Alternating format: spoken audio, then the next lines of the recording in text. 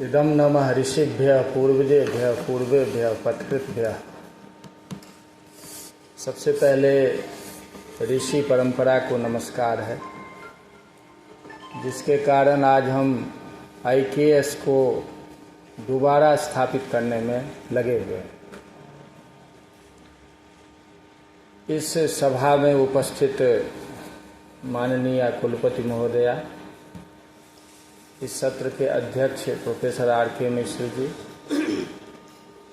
और यहाँ उपस्थित सभी विद्वज्जन, विदुषियों, छात्र छात्राओं,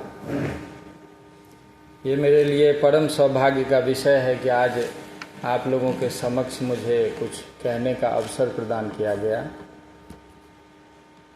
मैंने इसीलिए भारतीय ज्ञान परंपरा और विशेष रूप से वैदिक ज्ञान परंपरा इस विषय को लिया है, क्योंकि इसको लोग कम स्पर्श करते हैं।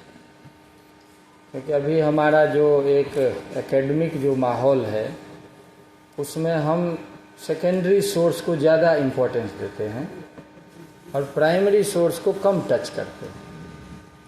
हमारा जो अभी लिटरेचर रिव्यू होता है वो 150 वर्षों का होता है।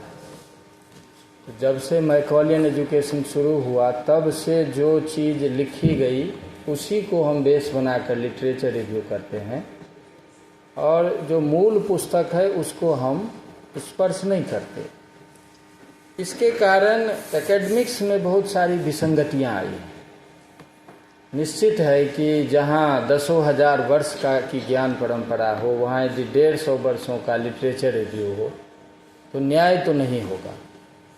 तो इसीलिए मैंने सोचा कि कुछ उन बिंदुओं पर हम चर्चा करें, जिससे कि कुछ बातें आए जो हजारों हजार साल से यहाँ के ऋषियों ज्ञानियों ने उस बात को रखी है, और उससे जो रिसर्च की क्वालिटी है उसमें भी कुछ चेंज आए, सुधार हो, और हमारे जो युवक हैं, हमारे जो शोधार्थी हैं, उनको भी कुछ नए विषय मिलें, जिससे कि आने वाले समय में कुछ ओरिजिनल शोध कार्य, अधिकतर अभी हमारा शोध कार्य जो हो रहा है वो ओरिजिनल नहीं हो रहा है।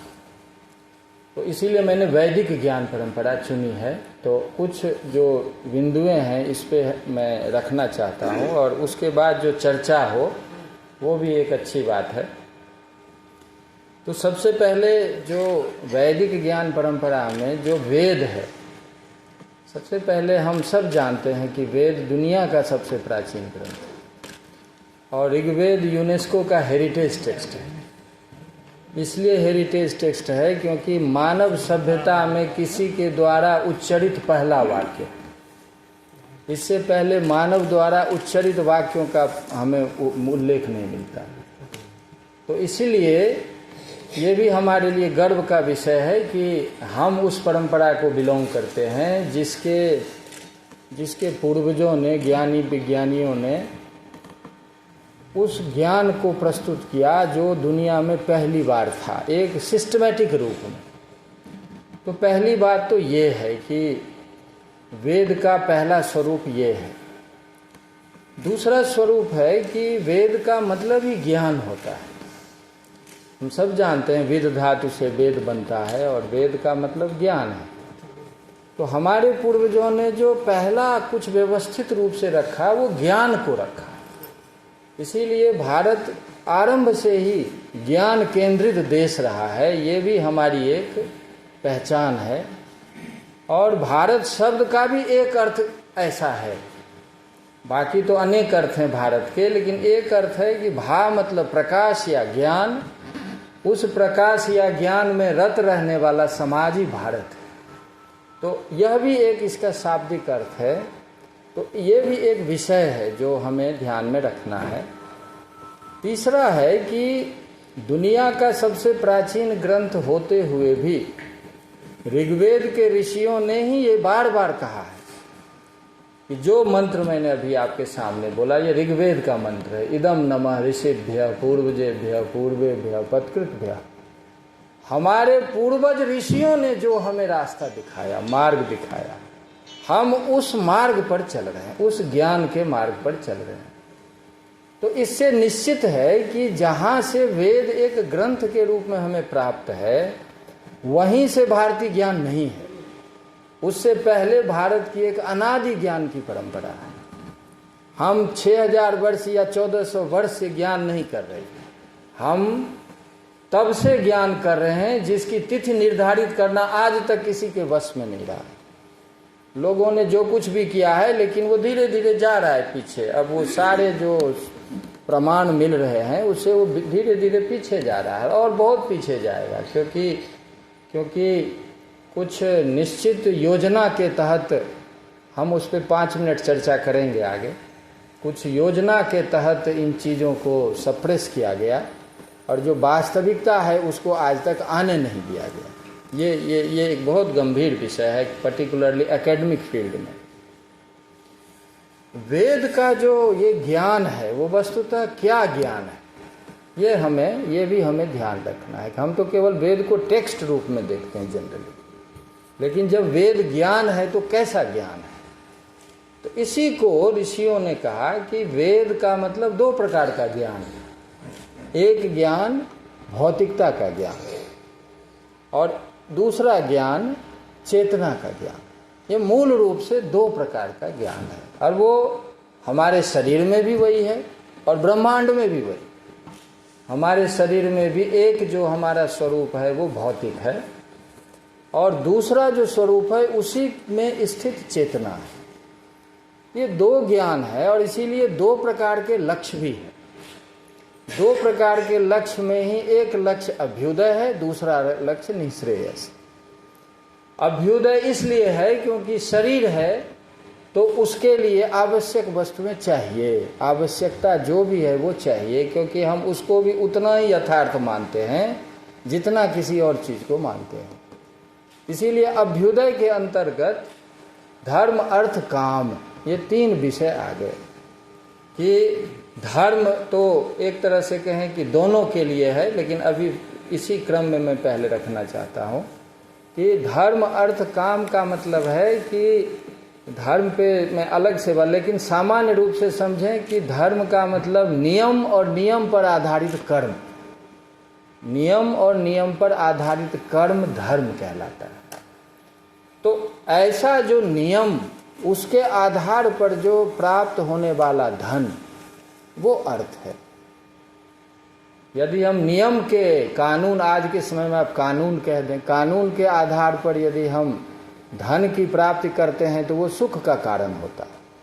लेकिन यदि आप उसको विपरीत दिशा में ले जाएं, यदि आपने अधर्म या कानून के या नियम के विरोध में जाकर के आपने यदि धन अर्जित किया तो फिर वही दुख का कारण है। और ऐसे ही धर्म के आधार पर यदि आप इच्छाओं की पूर्ति करते हैं, काम का मतलब सभी प्रकार की इच्छाएं जीवन की, तो उसकी यदि आप पूर्ति करते हैं तो वो फिर सुखदायी है। लेकिन यदि आप इलीगली यदि आप इच्छाओं की पूर्ति करना चाहते हैं तो फिर वो दुख का कारक है। तो इसीलिए हमारे ऋषियों ने बहुत सुव्यवस्थित रूप से धर्म को पहले रखा, और धर्म से नियंत्रित अर्थ और कामनाओं की पूर्ति ये होना चाहिए, और ये जीवन के लिए आवश्यक तत्व है। तो एक विषय ये है कि ये वेद का पहला प्रयोजन ये है। लेकिन दूसरा प्रयोजन है जो कि दुनिया में आज तक कोई समझ नहीं सका, आज की डेट तक नहीं समझ सका, वो है कि ये धर्म अर्थ काम जो कुछ भी है यह चिरस्थायी नहीं, ये अंततः अनित्य है। छांदोग्य उपनिषद के ऋषि कहते हैं कि तद यथेह कर्म चितो लोकक्षीयते एवमेवामुत्र पुण्य चितः लोकक्षीयते। कैसा भी आप कर्म करें, उससे कुछ भी उपार्जित करें, अंततः वो विनाशशील है। क्यों? क्योंकि यह कर्म पर आधारित है। कर्म पर आधारित जो कुछ भी होता है अंततः अनित्य होता है। यह हम अनुभव भी करते हैं और हजारों हजार वर्षों का यह अनुभूत विषय है। तो ऋषियों ने ये सोचा कि फिर क्या, हम सुख तो हमें मिलता है, हमें धन से भी सुख मिलता है, इच्छाओं की पूर्ति से भी सुख मिलता है, लेकिन क्या जब ये अंत होगा तो क्या फिर दुख होगा? तो इसका मतलब मनुष्य को तो कभी अंतिम सुख तो मिल नहीं सकता, हमेशा सुख और दुख के चक्र में घूमता रहेगा। इसीलिए उन्होंने बहुत रिसर्च करके, हजारों हजार साल का रिसर्च करके उन्होंने कहा कि नहीं, आपके शरीर के अंदर ही एक एक वो तत्व है जो आप ही का सार है, essence of your personality, that is eternal. वो नित्य है, वो बदलता नहीं। और यदि आप उसका अन्वेषण करें, उसका ज्ञान प्राप्त करें, तो वह आपको परम सुख तक भी ले जाएगा और वह सुख बदलेगा नहीं। ये ऋषि का निष्कर्ष है। इसीलिए विज्ञानमानंदम ब्रह्म, इसीलिए आनंदम ब्रह्मणो विद्वान न बिभेति कुतश्चन, इसीलिए वो भी रसो वै सह रसम हेवायम लब्ध्वा आनंदी भवति। ये ऐसे अनेक वाक्य आपको मिलेंगे। तो इसीलिए दूसरा पक्ष आया जिसको हम निःश्रेयस कहते हैं, या उसी का दूसरा नाम मोक्ष कहते हैं। मोक्ष का मुच धातु से बना है। मोक्ष के बारे में बहुत सारी गलतफहमियां लोगों को रहती है। मुच त्यागे धातु से है। आप सीमितता का त्याग करते करते जहां उस असीमित सत्ता को समझ लें, उसी को मोक्ष कहते हैं। जब तक सीमितता रहती है तब तक भेद रहता है, जब तक भेद रहता है तब तक राग द्वेष रहता है, जब तक राग द्वेष रहता है तब तक दुख रहता है। एक बड़ा मैथमेटिकल इक्वेशन। तो इसीलिए हमारे ही अंदर वो दो तत्व हैं, एक जो भौतिक विषय से जुड़ा हुआ है और दूसरा जो चैतन्य का स्वरूप है। तो इस चैतन्य के स्वरूप का जब हम अन्वेषण करना आरंभ करते हैं, तो इसको हम कहते हैं कि ये मोक्ष के जिज्ञासु व्यक्ति हैं, या चेतना विज्ञान को समझने वाले व्यक्ति हैं। इसी आधार पर वेद की दो धारा चली, एक है जो है पूर्व मीमांसा की और दूसरी है उत्तर मीमांसा की। हम सभी जानते हैं कि पूर्व मीमांसा का विषय क्या है, अथा तो धर्म जिज्ञासा। शास्त्र प्रतिपादिक शारीरिक, वाचिक और मानसिक कर्म को ही धर्म कहते हैं, सामान्य शब्दों में। तो इसीलिए हम जब कर्म का विश्लेषण करते हैं कि किस कर्म से किस फल की प्राप्ति होगी और वो कब तक रहेगा, तो इस मीमांसा को जैमिनी ने सूत्रों में पिरो दिया और उसी पे सबर स्वामी का भाष्य है, उसी पे कुमारिल भट्ट का वार्तिक है, प्रभाकर मिश्र का है और पूरी आज तक की पूर्व मीमांसा की परंपरा है। मीमांसा मतलब वेद वाक्यों का विचार। तो कर्म संबंधी जो वेद वाक्य है उसका विचार जो है वही पूर्व मीमांसा का विषय है। और जो चेतना विज्ञान है, उस चेतना विज्ञान का जो अध्ययन जहाँ से शुरू होता है उसी को ब्रह्म सूत्र कहते हैं। और उसी ब्रह्म सूत्र में जो कि उपनिषद के वाक्यों का तार्किक विश्लेषण है, उसी की परंपरा में ब्रह्मसूत्र, भगवद गीता, आदि शंकराचार्य का भाष्य एवं अनेकानेक भाष्य जो अभी तक चल रहा है, वो परंपरा भी चल रही है। तो इस तरह से वेद का एक पूर्ण जो जीवन का दर्शन है वो ऋषियों ने प्रस्तुत किया कि आपको जीवन का भी सुख चाहिए, आपको भौतिक विषय की भी प्राप्ति चाहिए, लेकिन ये भी आपके ध्यान में रहना चाहिए कि भौतिक विषय अंततः अनित्य है। तो इस पर भी यदि आप सतर्क रहें, सावधान रहें, तो आप इसी जीवन में भौतिक सुख लेते हुए भी उसकी क्षणभंगुरता को समझते हुए आप ये प्रिपेयर्ड रहें कि ऐसा होगा और मूल तत्व जो है उसका अनुसंधान करें, तो आप जीवन में भी सुखी और जीवन में चैतन्य की दृष्टि से सुखी और बाद में भी सुखी। ये एक दृष्टिकोण है जो वेद का मूल विषय है। तो एक विषय ये है। दूसरा जो वेद का विषय है, हमें क्यों वेद पढ़ना चाहिए। आज हजारों हजार साल बीत गए, लेकिन फिर भी वेद को क्या जरूरत थी कि मैक्स मुलर ने वेद को पकड़ा, क्या जरूरत थी कि ग्रिफिथ वेद पढ़ने के लिए काशी में 40 साल रहे। क्या बात ऐसी है, क्या आज है कि रसिया के स्कॉलर वेद को रसियन में ट्रांसलेशन करते हैं। दुनिया में आप वेद से एग्री करें या डिसएग्री करें, वेद को इग्नोर नहीं कर सकते। क्यों नहीं कर सकते? क्योंकि दुनिया का पहला ज्ञान है वो, और दुनिया का ज्ञान है तो निरपेक्ष ज्ञान है। दुनिया का ज्ञान है तो उसके सामने कोई प्रतिद्वंदी नहीं है। जब प्रतिद्वंदी होता है तब लोग थीसिस बाद में लिखते हैं, कंक्लूजन पहले लिखते हैं। लेकिन जब आप फ्री रिसर्च कर रहे हैं तो आप केवल तत्व को जानते हैं, उस ज्ञान को लाते हैं और उसी को समाज तक ले जाते हैं। वेद का जो एक बहुत महत्वपूर्ण विषय है कि ज्ञान का क्या लक्ष्य है। एक तो ज्ञान का लक्ष्य है कि नॉलेज, पावर, डोमिनेशन और दूसरे को कंट्रोल करना। एक लक्ष्य तो ये है जो जनरली यूरोपियन ट्रेडिशन में रहा है, आज भी है। दूसरा है, ऋषि कहते हैं कि हम क्यों ज्ञान अर्जित करें। तो भद्र मिच्छन्ति, अथर्ववेद का मंत्र है, भद्र मिच्छन्त ऋषयः स्वर्विदः तपो दीक्षामुपनिषेदुरग्रे ततो राष्ट्र बलमोजश्च जातम तदस्मै देवा उपसन्नमन्ते। यानी ऋषियों का जो ज्ञान है वो भद्रम इच्छन्तः, कल्याण के रूप में, कल्याण के लिए इस ज्ञान का प्रयोग हो, इस दृष्टि से ज्ञान का अर्जन हुआ। और ऐसे ज्ञान से जो बल उत्पन्न हुआ उसी से राष्ट्र की भावना आई। राष्ट्र का एक बहुत बड़ा विषय ये है कि राष्ट्र और नेशन में क्या डिफरेंस है। हम जनरली, आज तो नेशन है हमारा भी, क्योंकि एक पॉलिटिकली एक 47 के बाद इंडिया एक नेशन के रूप में आया है, लेकिन जो वैदिक परिकल्पना है इस विषय में वो राष्ट्र की है। तो राष्ट्र का क्या मतलब है? राष्ट्र का मतलब ही है कि वो ज्ञान, जिस ज्ञान से जो बल उत्पन्न हो वो बल लोक कल्याणकारी हो।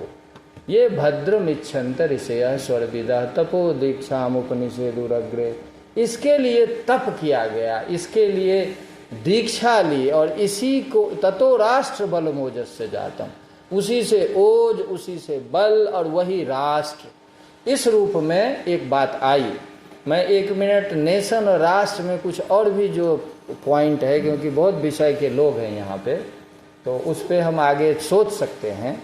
लेकिन नेशन थियरी 1786 ईस्वी के पास डेवलप हुई और उस समय बहुत ब्लड शेड हुआ है यूरोप में। तो अंत में आकर के एक निश्चय हुआ कि जो एक नेशन को हम डेवलप करें, और नेशन डेवलप करने के कुछ क्राइटेरिया है।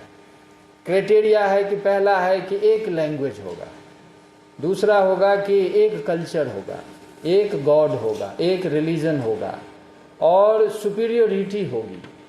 ये सारी चीज़ें जो हैं वो मिल करके नेशन है। इसीलिए आप देखेंगे कि यूरोप के जितने नेशन हैं सबके एक भाषा, वो एक अपने को सुपीरियर मानते हैं, दूसरे भाषा से हेट करते हैं और हमेशा डोमिनेशन के मूड में रहते हैं और अपने को सुपीरियर मानते हैं हमेशा। इसके ठीक विपरीत जो राष्ट्र की जो अवधारणा है उसमें भारत में दुनिया की सबसे अधिक भाषाएं, लगभग 2000 से ज़्यादा तो भाषा है, जो तो इंडिया को भाषाओं का देश कहा जाता है। लेकिन भाषा संबंधी जो यहाँ समस्या है ये पॉलिटिकल कोई टूल के रूप में यूज कर ले, अदरवाइज सामान्य लोगों में भाषा की कोई समस्या नहीं।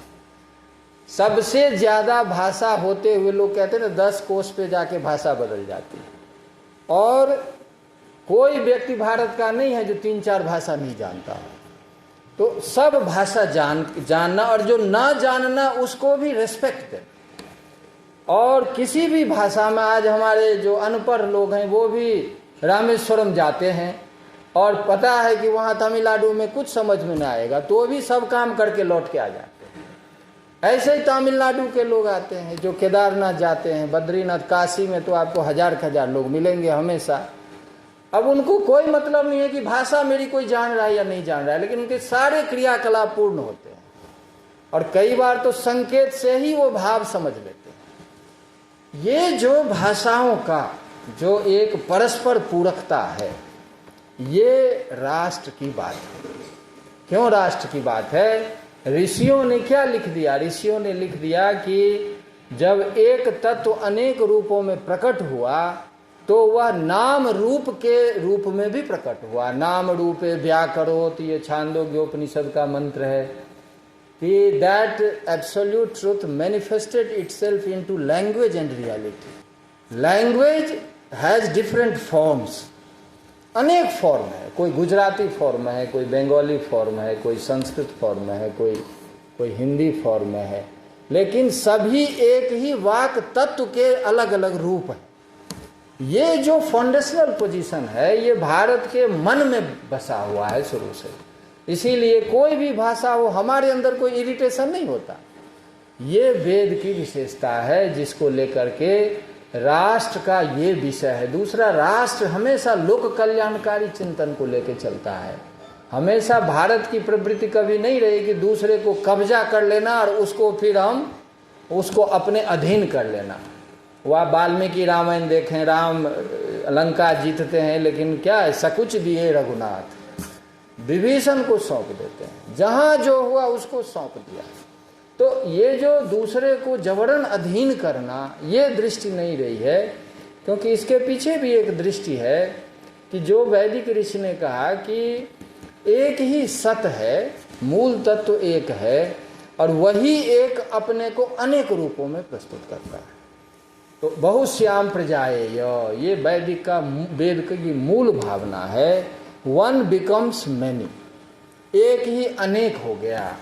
और जब अनेक हुआ तो 5 उपनिषद के 5 मूल वाक्य हैं। एक है उत्पत्ति वाक्य, दूसरा है स्थिति वाक्य, तीसरा है लय वाक्य, चौथा है प्रवेश वाक्य और 5वां है नियमन वाक्य। ये 5 जो है ये समझे एक तरह से भारतीय ज्ञान का आधारभूत तत्व है कि एक से अनेक हुआ, ये उत्पत्ति वाक्य है।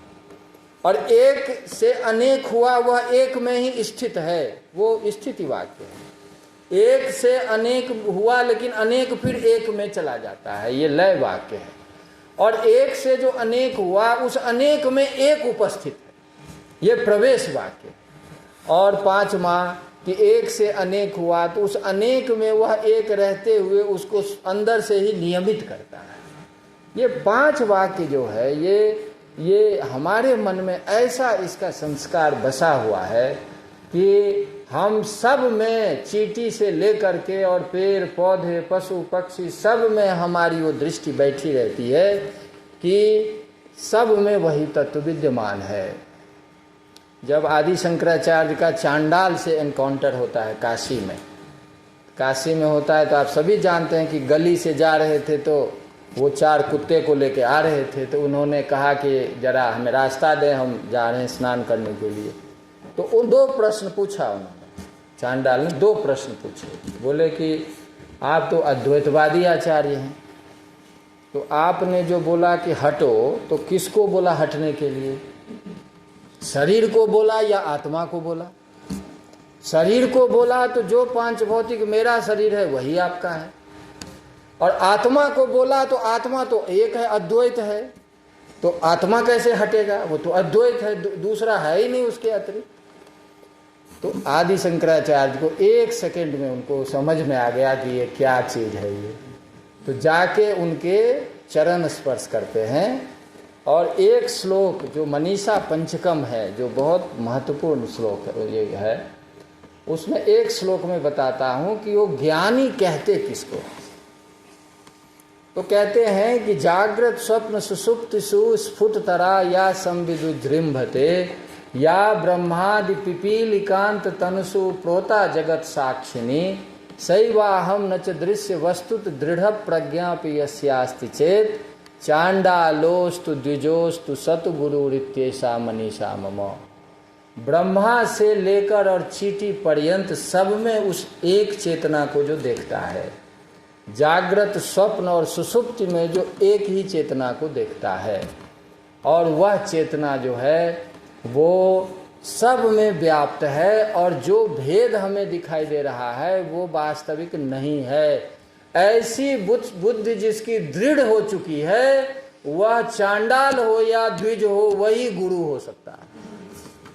ये एक रेखा खींच दे कि गुरु कहते किसको हैं। तो ये जो भारत में है ना, कि इसके लिए किसी यूनिवर्सिटी की जरूरत नहीं है। गांव गांव में लोग जो है वो इस चीज को जानता है, इस मर्म को। और मर्म को जानता है तो वो जल को, नदी को भी उसी भाव से देखता है, पेड़ पक्षी को, पशु पक्षी को देखता है, वृक्ष को देखता है, सबको देखता है। ये असली ज्ञान है जो लोगों में है, बाकी तो डिग्री का ज्ञान है। तो इसीलिए अभी भी गांव में ज्यादा आपको नदी शुद्ध मिलेगी, ज़्यादा नदी गंदी आपको शहर में मिलेगी, क्योंकि हमारा इतना एक वेस्टर्न मॉडल हावी है, हम 2 मिनट बाद में चर्चा करेंगे। एक ये बिंदु है वेद का कि एक ही अनेक रूपों में है, एक जब अनेक रूपों में है इसीलिए सब परस्पर कुटुंब है। ये जो भावना है भारत की, ये दुनिया में कहीं नहीं है, ये दुनिया में कहीं नहीं, आज भी नहीं है। G20 में भारत ने ही वसुधैव कुटुंबकम दिया, 1 अर्थ 1 फैमिली 1 फ्यूचर। इसके पीछे वो वेद का दर्शन है, जिसमें जब सब में एक ही तत्व है तो सब परस्पर कुटुंब है। वेद का मंत्र भी है कि यत्र विश्वम भवति एक नीडम, पूरा ब्रह्मांड एक घोंसला है और हम सब उसमें साथ साथ रह रहे हैं। तो दूसरा बिंदु ये है जो हम सब कुटुंब हैं, और जब कुटुंब हैं तो फिर सब के सुख की कामना है। ये जो सर्वे भवन्तु सुखिनः है उसका ये फिलोसफिकल फाउंडेशन है कि जब सब कुटुंब हैं तो फिर सब सुखी रहें। सुख की कामना भारत के लोगों में प्रायः बसा हुआ है। इसीलिए G20 में हमारी इकोनॉमी उतनी अच्छी नहीं थी, तब भी 100 से अधिक कंट्री को भारत ने फ्री वैक्सीन भेजा है, और जो तथाकथित विकसित देश थे वो अपना छुपा के रखे हुए थे। ये मटेरियल डेवलपमेंट की बात नहीं है, ये दृष्टि की बात है।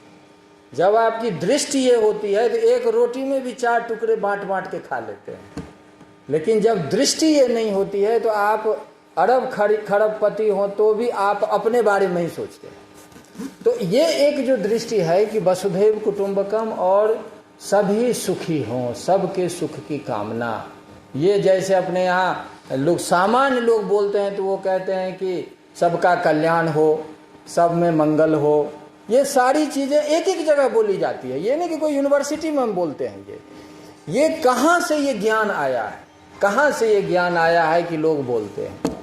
वेद का एक ये भी कंट्रीब्यूशन है कि ऋग्वेद में ऋषि कहते हैं एकम सद विप्रा बहुधा वदन्ति। सत्य एक ही है लेकिन विद्वान लोग उन्हें अनेक प्रकार से बोलते हैं, उसे अनेक प्रकार से बोलते हैं। स्वामी विवेकानंद लिखते हैं, इस पे टिप्पणी लिखते हैं कि जिस ऋषि ने ये बात कही एकम सद विप्रा बहुधा वदन्ति, वो न जाने कहाँ जन्म लिया था, किस समय जन्म लिया था, लेकिन उसकी एक पंक्ति भारतीयों के रक्त में बसा हुआ है। ये उनका मैं एज इट इज सेंटेंस बोल रहा हूँ, स्टेटमेंट। और यही कारण है कि भारत के लोग अपने अपने ढंग से व्याख्या कर सकते हैं। भारत के लोग दूसरे की व्याख्या को सुनते हैं, उसको आदर देते हैं और संवाद के द्वारा समस्याओं के समाधान में विश्वास रखते हैं। ये एक वाक्य इतना प्रभावशाली है भारत में। जब आप पढ़ें तारीख अल हिंद, अल-बेरूनी जब आए थे, महमूद ऑफ गजनी के साथ आए थे, 10वीं शताब्दी की बात है, तो वो लिखते हैं कि भारत के लोग हमें नहीं स्वीकार कर रहे। क्यों नहीं स्वीकार कर रहे? कई रीजन देते हैं, उसमें एक रीजन ये देते हैं कि इनके आपस में जो भी मतभेद हो, लेकिन ये सभी संवाद में विश्वास करते हैं। हम संवाद में विश्वास नहीं करते, इसीलिए हमें ये अपना स्वीकार नहीं करते।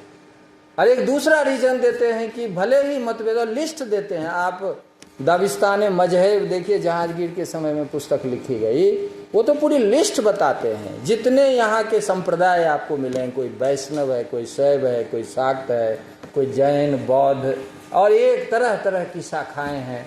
वो लिखते हैं क्योंकि वो भी तो स्टडी कर रहे थे ना, रूल करना था उनको। तो जब तक स्टडी नहीं होगी तब तक रूल कैसे करेंगे? तो वो स्टडी करके लिखते हैं कि ये इनके संप्रदाय हैं, लेकिन सब में मतभेद होते हुए भी सब इस विषय में एक मत है कि पुनर्जन्म होता है। समझे? सब एक विषय, इस विषय में एक मत है कि प्रकृति जो है हमारे लिए पूज्य है। ठीक, तो ऐसे कुछ रीजन देते हैं ये सब। आप उसको देखें तो आपको लगेगा कि उनकी दृष्टि क्या है। तो ये इसका मूल विषय है। स्वामी विवेकानंद कहते हैं ये एकम सद विप्रा बहुधा वदन्ति, कि हम संवाद में, अभी भी चाइना का संवाद चल रहा है ना, देखें कितने साल हो गए, 20-25 हो गए डायलॉग, लेकिन अंततः कुछ तो हुआ, क्योंकि हम संवाद में विश्वास करते हैं। वेद के ऋषियों का एक ये भी कंट्रीब्यूशन है कि दुनिया में पहला ग्रंथ है जिसकी रचयिता और रचयित्री पुरुष स्त्री दोनों एक साथ। कोई दुनिया का फाउंडेशनल टेक्स्ट नहीं है जो पुरुष को छोड़ के स्त्री का कहीं प्रवेश हो। ऋग्वेद में केवल 27 ऋषिका हैं। जैसे हम विश्वामित्र और वशिष्ठ को पढ़ाते हैं, वैसे ऋषिका आम्भृणी और घोषा को भी पढ़ाते हैं, अपाला को भी पढ़ाते हैं। हम पढ़ाते हैं, आज की डेट में पढ़ाते हैं, उस पर रिसर्च करते हैं। तो ये जो चीज है, ये दुनिया में कहीं किसी टेक्स्ट में आपको नहीं मिलेगा जहां फाउंडेशनल टेक्स्ट में स्त्रियों का पोजीशन हो। तो ये एक दुनिया में हमारे लिए गर्व का विषय है। इसका मतलब समझिए कि वो कैसी संस्कृति थी जिस संस्कृति में दोनों का इक्वल कंट्रीब्यूशन है। और इसीलिए वेद में जब आप अधिकार की बात करते हैं तो जो वेद की रचयित्री है उनको कौन अधिकार देगा बताइए? उनको हम तो अपने को भूल गए हैं ना, हम तो विस्मृत हो गया है कि हम हैं क्या। जैसे हनुमान जी का बल वो भूल जाते थे, तो हम अपने बल को भूल चुके हैं। तो ये सब स्कूल कॉलेज में इसकी चर्चा होनी चाहिए। आप ऋषिका आम्भृणी का पढ़ें, वाक सूक्त ऋग्वेद का। उनको पूछा, 12 वर्ष की थी, उनको पूछा कौन है, तो कहते अहम रुद्रेभि वसुभिश्चरामि अहम आदित्य ऋतु विश्वदेवे। मैं सूर्य के साथ भ्रमण करती हूँ, चंद्रमा के साथ भ्रमण करती हूँ, मैं निर्मात्री हूँ। एक तरफ वामदेव ऋषि अस्यवामी सूक्त में और दूसरी तरफ वाक सूक्त में ऋषिका आम्भृणी। तो बृहद देवता है, बृहद देवता में एक जगह शौनक ऋषि ने 27 ऋषिकाओं का नाम दिया है। अगस्त का तो पता ही है, अगस्त और लोपामुद्रा जो थी, पति पत्नी दोनों, एक ऋषि एक ऋषिका। और कक्षीवान जो थे वो कक्षीवान की पुत्री थी घोषा, तो वो पिता ऋषि और बेटी भी ऋषि। और एक स्त्री पुरुष का तो एक विषय है। वेद ही वो ग्रंथ है जहां समाज के सभी वर्णों के ऋषि रहे हैं। ये हम भूल गए, इसीलिए हम अभी नया नया पॉलिटिकल टूल यूज करते रहते हैं। ऐलूस ऋषि हैं अक्ष सूक्त के रचयिता। वो कौन थे? आज की दृष्टि में वो, जिसको आप SC ST ग्रुप कहते हैं, उससे बिलोंग करते थे। महीधर ऐतरेय कौन थे? जिसमें ऐतरेय ब्राह्मण है, ऐतरेय उपनिषद है। ये बड़ा बड़ा ग्रंथ वेद का। इतरा के पुत्र थे महीधर, और माँ ने उनको पढ़ाया लिखाया, इसीलिए जब ऐतरेय ब्राह्मण बना तो अपनी माँ के नाम पे रखा, इसीलिए इतरा से ऐतरेय हुआ। और इतरा से ही ऐतरेय उपनिषद है। जावाली का नाम तो सब जानते हैं। जो ऐसे अनेक ऋषि आपको मिलेंगे जो समाज के, क्योंकि भारत में उस समय ये कोई था ही नहीं कि कौन ऋषि बनेगा। जो अपने ज्ञान को सिद्ध करेगा, जो नई नई चीज को खोज के लाएगा, समझाएगा, उसको ऋषित्व का पद भी दिया जाता था। तो ये भी वेद के ग्रंथ में एक आपको अद्भुत विषय मिलेगा जिस पर रिसर्च होना चाहिए और जिस पर हमें हमारे बच्चों में ये बातें जानी चाहिए। वेद के ऋषियों ने ही कहा कि संगच्छध्वम संबद्धध्वम संभो मनांसी जानताम। ये अंतिम सूक्त है ऋग्वेद का, कि हम साथ साथ बात करें, साथ साथ संवाद करें, साथ साथ एक दूसरे के मन को जानें और मन को जान करके निर्णय लें। क्योंकि संजानाना उपासते, हमारे पूर्वज ऋषि इसी मेथड से आगे बढ़े हैं। तो ये भी एक जो है ये वेद का कंट्रीब्यूशन है। वेद ही है जो भारत को धर्म केंद्रित देश बनाया है। अभी तो ये हो गया है कि धर्म का की क्या क्या व्याख्या लोग करने लगे हैं, कुछ पता ही नहीं चलता कि धर्म क्या है, मजहब क्या है, रिलीजन क्या है। धर्म रिलीजन नहीं है, धर्म मजहब नहीं है। धर्म है यज्ञेन यज्ञम यजंत देवा तानि धर्मानि प्रथमानि आसन, ये पुरुष सूक्त है। धर्म को ही पहला रूप में क्या क्या ऋतंच सत्यंच विद्धा तपसोध्य जायत, ये भी ऋग्वेद का है। ऋत क्या है? Law of cosmic order. जब बृहदारण्यक उपनिषद में पहले अध्याय में देखें कि जब सृष्टि की रचना हो रही थी तो वो सृष्टि स्कैटर्ड हो रहा था, स्कैटर्ड हो रहा था, तो उसको कैसे प्रॉपर वे में उसको चैनलाइज किया जाए, कैसे नियम पूर्वक उसको आगे बढ़ाया जाए। इसीलिए कहा कि तब धर्म यानी ऋत उद्भूत हुआ। ऋत का मतलब ब्रह्मांड का नियम, और उसी ऋत का दूसरा शब्द है धर्म। इसीलिए व्यास जी ने महाभारत में कहा धारणात धर्म इत्याहु धर्मो धारयति प्रजा यस्या धारण संयुक्त स धर्म इति निश्चितः। जो सबको धारण करता है, जो पृथ्वी को धारण किया हुआ है कि पृथ्वी 30 किलोमीटर पर सेकंड की रफ्तार से घूम रही है, एक नियम के तहत घूम रही है, ये पृथ्वी का धर्म है। जो सूर्य है वो 200 किलोमीटर पर सेकंड की रफ्तार से घूम रहा है पूरे सौर मंडल को लेके, ये सूर्य का धर्म है। गैलेक्सी 600 किलोमीटर पर सेकंड की रफ्तार से पूरे 5 करोड़ से ज़्यादा स्टार को लेके घूम रहा है, ये उस गैलेक्सी का धर्म है। ऐसे ही ब्रह्मांडीय नियम है, और इसी नियम के अंतर्गत प्रकृति का नियम है जिसे ऋतुएं बदल रही है। इसी नियम के तहत हमारे शरीर की रचना हुई है। आप यदि अपने ही शरीर के नियम के विरोध में जाएं तो आप ही नहीं बच सकते। इसी को लेकर समाज का धर्म है, राष्ट्र का धर्म है। तो धर्म जो है उसका मूल 2 अर्थ, जो नियम और नियम पर आधारित कर्तव्य, ये धर्म है। इसीलिए जब आप धर्म को यूनिवर्सिटी में तो सब रिलीजन ही बोलते हैं, तो रिलीजन तो कमांडमेंट पे बेस्ड है ना। रिलीजन में फ्री विल नहीं होता।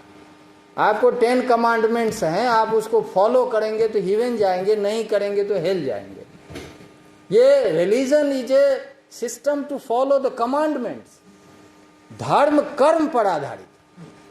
धर्म जो है, आप भारत ही देश है ऐसा दुनिया में जो कर्म सिद्धांत मानता है। आप जो कर्म करेंगे वैसा ही बनेंगे। आपका कर्म ही आपके व्यक्तित्व का निर्माता है। उद्धरेदात्मनात्मानम नात्मानम अवसादयेत आत्मैव ह्यात्मनो बंधु आत्मैव रिपुरात्मनः। आप ही अपना उद्धार करने वाले हैं, आप ही अपना विनाश करने वाले हैं, आप ही अपने मित्र हैं, आप ही अपने शत्रु हैं। ये धर्म है।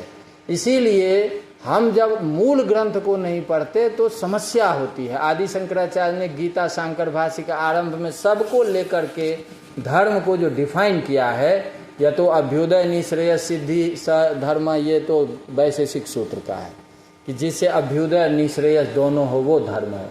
लेकिन आदि शंकराचार्य ने एक और भी उसमें ऐड किया हुआ है कि जगतः स्थिति कारणम प्राणी नाम च साक्षात अभ्युदय निश्रेयस हेतु यह स धर्म।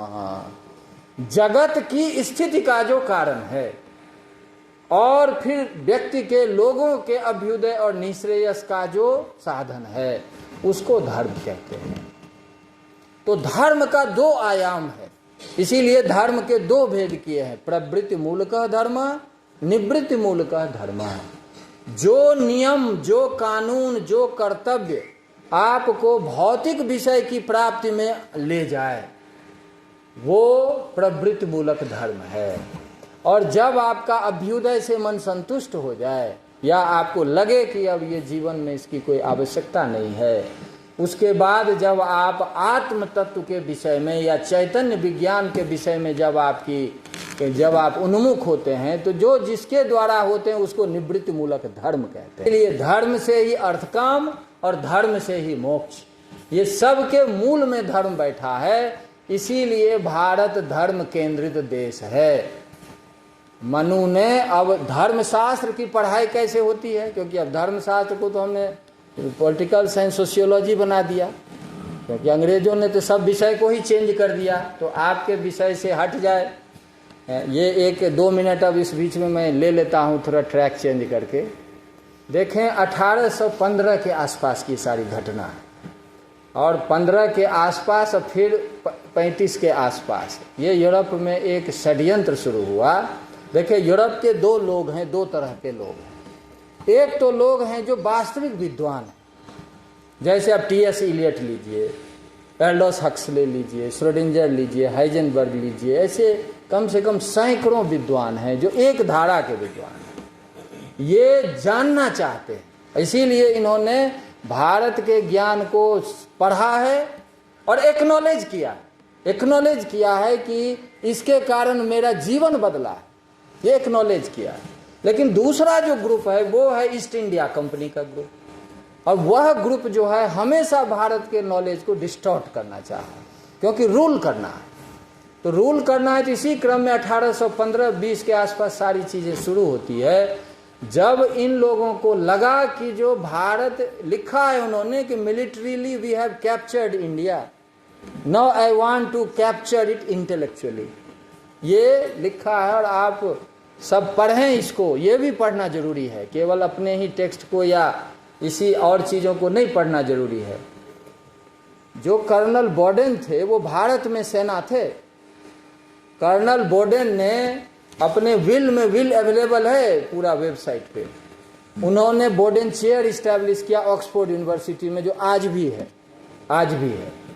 और उसके विल को आप पढ़िए, वो लिखा है कि मैं अपनी पूरी संपत्ति दे रहा हूं बोडेन चेयर के लिए, ऑक्सफोर्ड यूनिवर्सिटी को, जिसका एक ही प्रयोजन है कि भारत को ज्ञान की दृष्टि से अलग करना और भारत को क्रिश्चियन स्टेट बनाना। मैं एकदम, आप उसको पढ़ें विल को, आपको दिखेगा वो।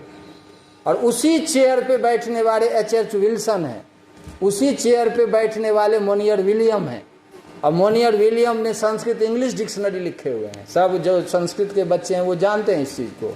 और उसकी भूमिका आप पढ़िए, उसकी भूमिका में उन्होंने लिखा है कि मैं जो ये डिक्शनरी लिख रहा हूँ ये इसलिए क्योंकि भारत में क्रिश्चियन फैलाना है, क्रिश्चियनिटी फैलाना है। तो ये मोनियर विलियम, और उसके साथ फिर आए मैकॉले इत्यादि, और फिर उसके साथ अलेक्जेंडर डफ आए, उनकी 732 पेज की एक पुस्तक है, 700 इंडिया एंड इंडिया मिशन, ये नाम है उसका, आप देखें वेबसाइट पे सब अवेलेबल है।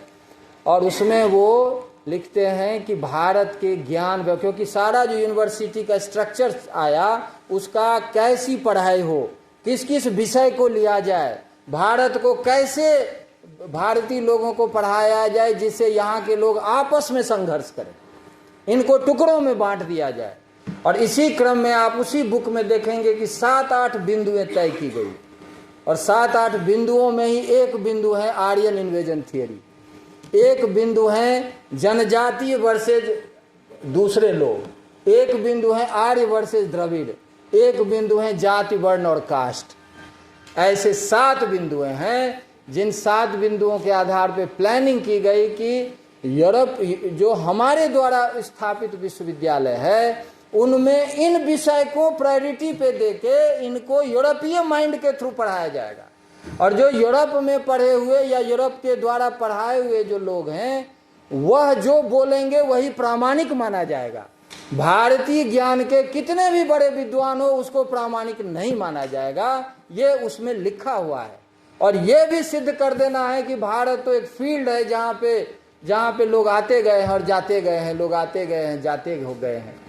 आपको ऐसे अनेक बिंदुएं मिलेंगी जिनके आधार पे पूरे विश्वविद्यालय की रचना हुई है, और उसके बाद ही 3 विश्वविद्यालय खोले गए, और बाद में आज ये हो गया। तो उसी की परिणति आज ये है कि हमारे जो शिक्षक हैं वो अपनी शब्दावली को भी भूल चुके हैं। भारत में क्या ज्ञान परंपरा है उसको तो बिल्कुल ध्यान में नहीं देना है, और जो हम पढ़ रहे हैं, बोल रहे हैं, उसी के लेंस से हमें भारत को देखना है। और ये कारण है कि अभी स्वतंत्रता प्राप्त के बाद हमने उसी को कंटिन्यू किया, और कंटिन्यू करते करते आज 10,000 साल का जो ज्ञान है वो विस्मृत है, और 150 साल का जो ज्ञान है वो फोर फ्रंट पे है।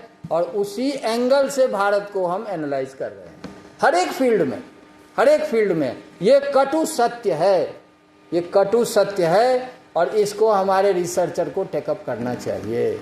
और एक पॉइंट और बता के मैं फिर दूसरे ट्रैक पे आ रहा हूँ। एक पॉइंट ये है कि आपको पता है कास्ट शब्द कहाँ से आया है? कास्ट शब्द कास्टा है, जो पोर्चुगीज टर्म, और उस समय 18वीं 19वीं शताब्दी में जो पोर्चुगीज लोग जो सब जगह, क्योंकि यूरोप के लोग सब जगह जाते थे दुनिया में, सब जगह उनको कॉलोनी बनाना था, तो सब जगह जाते थे। तो कोई जैसे पोर्चुगीज पुरुष है और मैक्सिकन स्त्री है, कहीं मैक्सिकन पुरुष है, पोर्चुगीज स्त्री है, फिर कुछ बच्चे हुए तो इधर उधर होते गए। तो इस आधार पे एक रेशियल स्ट्रक्चर डेवलप हुआ कि ये 1 नंबर पे रहेंगे, ये 2 नंबर पे रहेंगे, ये 3 नंबर पे रहेंगे। इस तरह से मैं 1 सेकेंड जरा, 1 मिनट। हेलो, अभी मैं भाषण में हूँ, अभी मैं बाद में बात करता हूँ, ठीक है? ठीक है। तो रेशियल स्ट्रक्चर आप देखेंगे पोर्चुगीज का, वो 16 कैटेगरी है, उसकी 16 कैटेगरी है। जो यूरोप का रेशियल स्ट्रक्चर तो आज भी दुनिया में चल रहा है, आपको पता ही है ये चीज़ कि आइलैंड वहाँ के मूल निवासी ही खत्म हो गए। ऑस्ट्रेलिया में कहाँ बचा मूल निवासी, न्यूजीलैंड में कहाँ बचा, इवन अमेरिका में जो गया वो क्या क्या हुआ सब हम जानते हैं। रेशियल स्ट्रक्चर पर जो उसको सिस्टमेटाइज किया गया, उसी के लिए यूज किया गया कास्टा, और पूरी प्लानिंग करके हर्बर्ट रिस्ले को इसका अध्यक्ष बनाया गया, और उसी को कास्ट को, हमारा वर्ण और जाति को कास्ट में कन्वर्ट कर दिया। और कास्ट में कन्वर्ट करके जो 1901 का सेंसस हुआ वो आज तक कास्ट पे चल रहा है। और न जाति का अध्ययन होना है, न वर्ण का अध्ययन होना है, केवल कास्ट का अध्ययन होना है। तो ये जो है ये भी उसके प्लानिंग का एक पार्ट है। तो कहने का मतलब है कि ये जो चीजें हैं कि भारतीय ज्ञान परंपरा को क्यों जानना जरूरी है, क्यों जानना जरूरी है और क्यों वेद से शुरू करना है, इसीलिए कुछ बिंदुओं पे मैं प्रकाश डालना चाहता हूं। तो धर्म का ये स्वरूप है। धर्म का मतलब जो नियम और जो कर्तव्य पर आधारित है उसको धर्म कहते हैं। तो भारत धर्म केंद्रित देश है, रिलीजियस सेंट्रिक देश नहीं है, रिलीजन सेंट्रिक नहीं है। ये बिल्कुल हमें ध्यान में रखना है।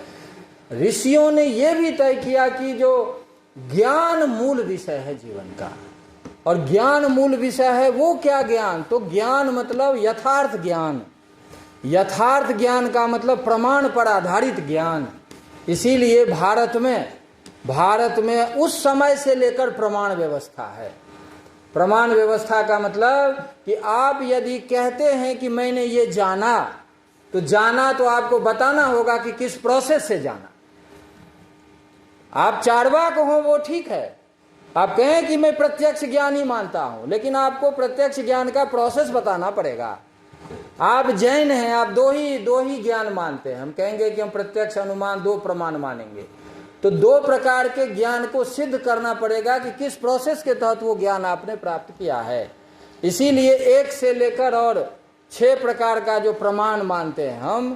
प्रमाण का मतलब actually to know the process through which you acquire knowledge, process oriented knowledge. और प्रोसेस ओरिएंटेड नॉलेज का मतलब है बिल्कुल वैज्ञानिक विधि से हम प्रत्यक्ष ज्ञान प्राप्त कर रहे हैं, इस प्रोसेस से प्राप्त कर रहे हैं। हम अनुमान से अनुमिति प्राप्त कर, अनुमान का ये प्रोसेस है। साइंटिस्ट भी वही करते हैं, साइंटिस्ट भी प्रोसेस ओरिएंटेड नॉलेज होता है उनका। अब तो मॉडर्न साइंस का एक निष्कर्ष है कि the whole reality is epistemic, process oriented reality. क्योंकि एनर्जी चेंज होती जा रही है, और energy is already in process. कोई कंक्लूजन तो है नहीं, क्योंकि एक फॉर्म लिया, दूसरा फॉर्म लिया, तीसरा फॉर्म लिया, तो ये प्रोसेस ही चल रहा है। इसी प्रोसेस को वेद के ऋषियों ने कहा कि 84 लाख योनि होती है, यानी energy taking different forms and taking 84 lakh forms, finally it understands it's absolute state. तो जब एब्सोल्यूट स्टेट हो गया तो मोक्ष हो गया, जब तक एब्सोल्यूट स्टेट नहीं हुआ तो बंधन हो गया। तो ये जो विषय है ये बहुत महत्वपूर्ण विषय है। तो वेद के ऋषियों का निष्कर्ष है कि ज्ञान आधारित हो। इसीलिए भारत में शुरू से आप न्याय पढ़ें, कुछ 6 के 6, 9 के 9 दर्शन पढ़ें। ये दर्शन आपको, इसमें कोई आस्तिक नास्तिक नहीं है। बौद्ध भी 2 प्रमाण मानते हैं, जैन भी 2 प्रमाण मानते हैं। आप वेस्टर्न के स्कॉलर को, जरा बड़े बड़े फिलोसफर को जो बताइए कि वो कहेंगे मैं इस प्रमाण को पहले मानता हूं और इस प्रमाण के आधार पे मैं कंक्लूजन तक जा रहा हूं। नहीं, ये सिर्फ 16वीं शताब्दी से गैलीलियो से शुरू हुआ, जहां की एक्सपेरिमेंट बेस्ड नॉलेज शुरू हुआ। उसके पहले तो कल्पना ही कल्पना है। पृथ्वी के चारों ओर सूर्य घूमता है, पृथ्वी फ्लैट है, ये सब है, आप पढ़ें, ये सब जगह रिकॉर्ड पे है। तो तो वेद के ऋषियों का ये भी एक निष्कर्ष रहा है कि ज्ञान केंद्रित हो। ये जो बिंदुएं कुछ आपको बताए हैं, ये बिंदुएं, हाँ ये भी है कि प्रकृति जो है, प्रकृति और स्त्री तत्व को वेद ने शुरू से एक रूप में माना है। आप देखें, यूरोप को देखें या भारत को देखें, प्रकृति को जिसने जिस रूप में माना है उसी ने स्त्री को भी उसी रूप में माना है। भारत में चूंकि बहुश्याम प्रजाएं, यह तो शक्ति से ही सृष्टि बनती है, सृष्टि शक्ति से ही बनती है, ये निर्णीत सिद्धांत है। इसीलिए भारत में शुरू से आदि शक्ति की बात चल रही है कि मूल रूप शक्ति है। ब्रह्मा विष्णु महेश का शरीर क्यों न हो, वो शरीर का निर्माण शक्ति से ही होगा, निर्माण किसी और चीज से नहीं हो सकता। इसीलिए उसको आदि शक्ति कहते हैं। और वेद ने ही ये निश्चय किया कि भारत में कोई चाहे तो पुरुष को ईश्वर मान सकता है और कोई चाहे तो स्त्री को ईश्वर मान सकता है। आज दुनिया में एक कह दे कि गॉड जो है स्त्रीलिंग है, भूचाल मच जाएगा। सब जगह फादर फादर फादर, पुरुष पुरुष, पूरा बड़े बड़े फिलोसफर को देखें, वो मैन छोड़ के दूसरा बोलते ही नहीं। मैन मैन, इवन शोपेनहावर जैसे व्यक्ति मैन, रेने डेकार्ट मैन, सब मैन मैन बोलते हैं। तो भारत के ऋषियों ने यही कहा कि मूल तत्व एक ही है। और वही जो बृहदारण्य का आप 1, 4, 3 देखें, बृहदारण्य एक ये भी डिफरेंस जानना बहुत जरूरी है कि एक ही 2 भागों में अपने को बांटा। जो 1, 4, 3 है, स एकाकी नैव रेमे, जब उसको अकेला अच्छा नहीं लगा, स द्वैधा अपातयत, अपने को ही 2 भागों में बांट लिया, आधा भाग स्त्री तत्व, आधा भाग पुरुष तत्व। और उदाहरण दिया है अर्ध ब्रिगलमिव, दाल के दाने से। जैसे दाल के दाने के अंदर आधा आधा 2 होता है, दोनों पैरेलल होता है, दोनों एक दूसरे को कॉम्प्लीमेंट करता है और दोनों मिलकर यूनिट बनाता है। ये भारत का स्त्री पुरुष का दर्शन है और यही दर्शन अर्धनारीश्वर का आधार है। आदि शंकराचार्य का एक जो है अर्धनारीश्वर स्तोत्रम भी है। आप देखेंगे कि उसमें चांपेय गौरार्ध शरीर का ये, कर्पूर गौरार्ध शरीर का य, और धम्मिल्लिकाये च जटाधराय नमः शिवाय च नमः शिवाय, पूरा का पूरा इसी सिस्टम पे चलता है वो। और आगे भी देखेंगे कि शिव जी का आधा आधा रूप आपको ये अर्धनारीश्वर का ही, इसी के बेस पे अर्धांगिनी शब्द है। ये जो भारत में अर्ध अंग की बात है ना, वो यही है कि दोनों कॉम्प्लीमेंट करता है एक दूसरे को। इसीलिए भारत में जब तक दोनों मिलकर कार्य नहीं करेगा तब तक उसको कंप्लीट कार्य नहीं माना जाता। पाणिनि ने भी पत्युर्नो यज्ञ संजोगे सूत्र लिख दिया कि जीवन का कोई भी कार्य हो, दोनों मिलकर जब तक नहीं करेगा कार्य नहीं पूरा माना जाएगा। तो ये जो चीज है कि दोनों अल्टीमेट ट्रुथ है। एक तरफ गीता में कृष्ण कहते हैं कि मैं ईश्वर हूं, तो आप देव अथर्व शीर्ष पढ़िए जो वेद का ही भाग है, उसमें देवता जाते हैं भगवती के पास, काशित तो महादेवी कहते अहम ब्रह्म स्वरूपिणी मत्तः प्रकृति पुरुषात्मकम जगत। दुर्गा सप्तती में भगवती कहते एक ही बा हम जगत यत्र द्वितीया का ममा पड़ा, मैं अकेली हूं दूसरा है कौन। यही भाषा थी अक्क महादेवी की। 16वीं शताब्दी में जो कर्नाटक की अक्क महादेवी है, वो तो कपड़ा भी नहीं पहनती थी। तो पूछा आपको कुछ ऐसे नहीं पुरुष को देख के होता, तो कहते पुरुष है कहाँ, कौन पुरुष है, कोई नहीं पुरुष है। लल्लेश्वरी का पढ़िए आप कश्मीर में, ऐसे ही आपको मिलेगा। ये तो बहुत बाद की चीजें हैं।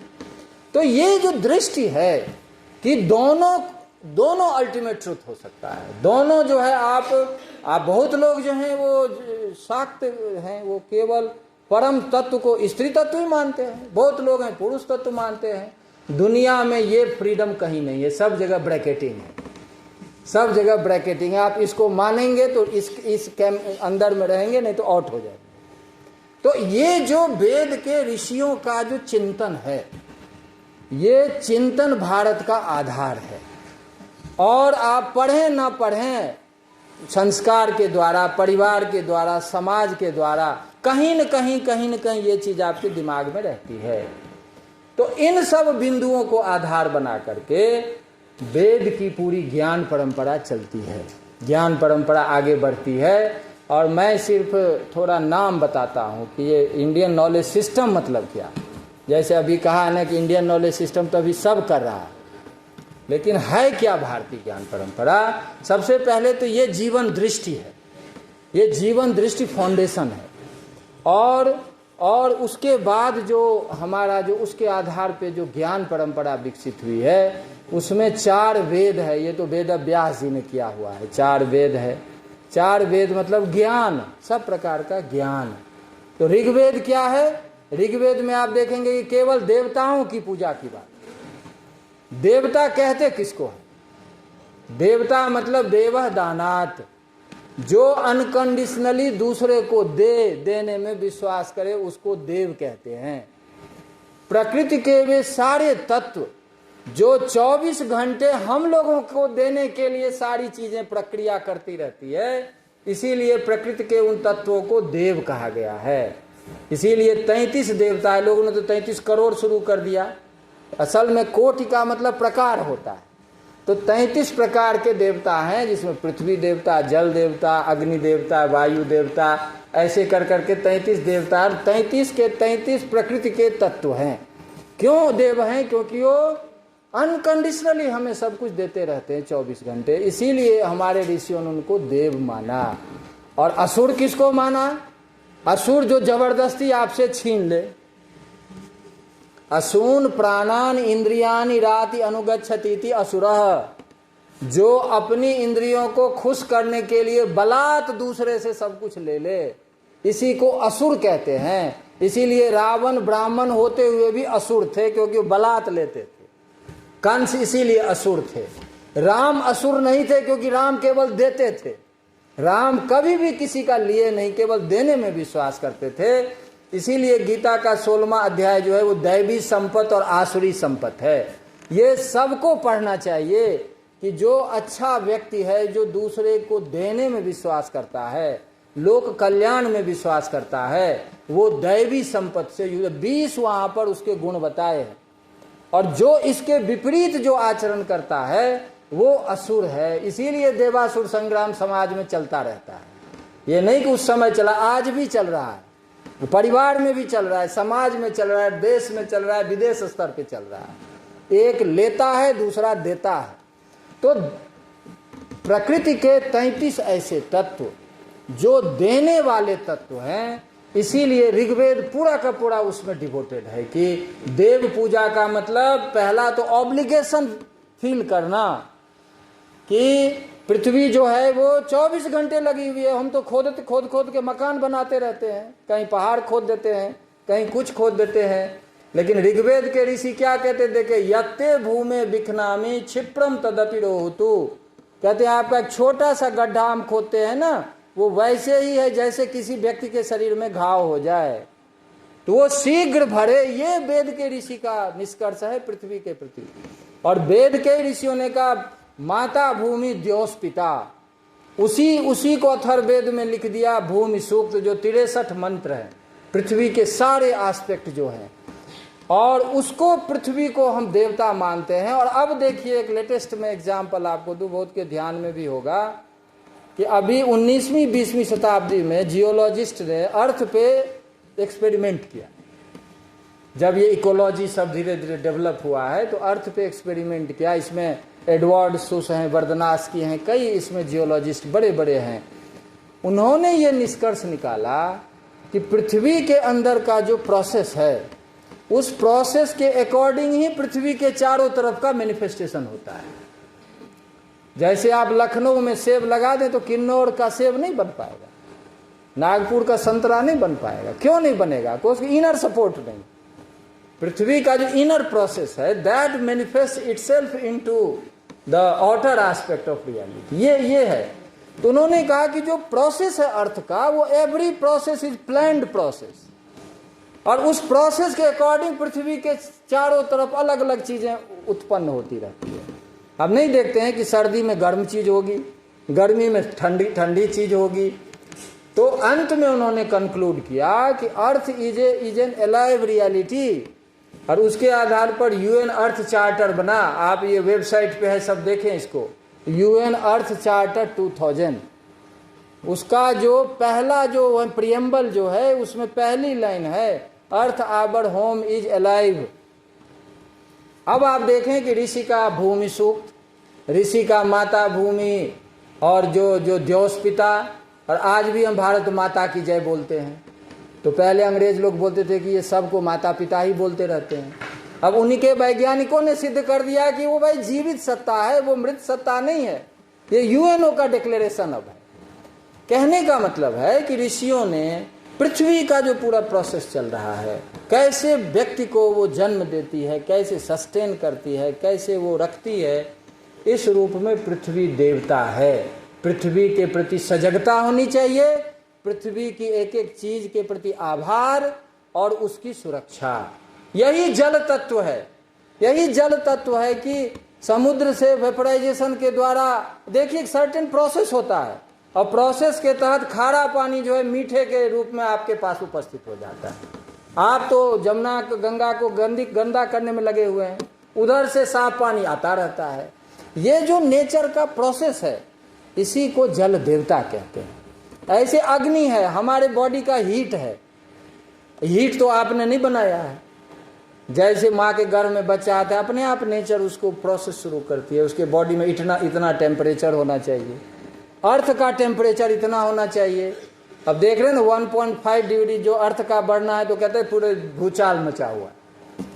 तो आप किसने ये हीट को, जो टेम्परेचर को फिक्स किया हुआ है? एनवायरनमेंट का क्या टेम्परेचर होना चाहिए? ये जिस प्रोसेस के तहत होता है उसको हम अग्नि देवता कहते हैं। ऐसे वायु देवता, कितना % ऑक्सीजन हो, क्या हो, कई रिसर्चर ने कहा है कि 21% से यदि 25% तक ऑक्सीजन हो जाए तो समस्या हो जाएगी, पेड़ पौधे में अपने आप आग लगने लगेगी, और 21 से बहुत नीचे आ जाए तो समस्या हो जाएगी। ये कौन फिक्स करता है? नेचर के उस प्रिंसिपल को हम वायु देवता कहते हैं। ऐसे पूरी देवता का मतलब देवः दानात्, जो देता है, ये तो पूरा का पूरा साइंस है। भगवान कृष्ण क्या कहते हैं गीता में? देवान भावयतानेन ते देवा भावयन्तु वः परस्परम भावयन्तः श्रेयः परम अवाप्स्यथ।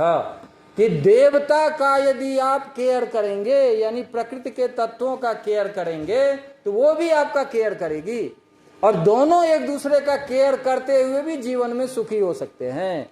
और आगे एक श्लोक दिया है कि एवं प्रवर्तितम चक्रम नानुवर्तियति यह अघायु इंद्रियाराम मोघम पार्थ स जीवति।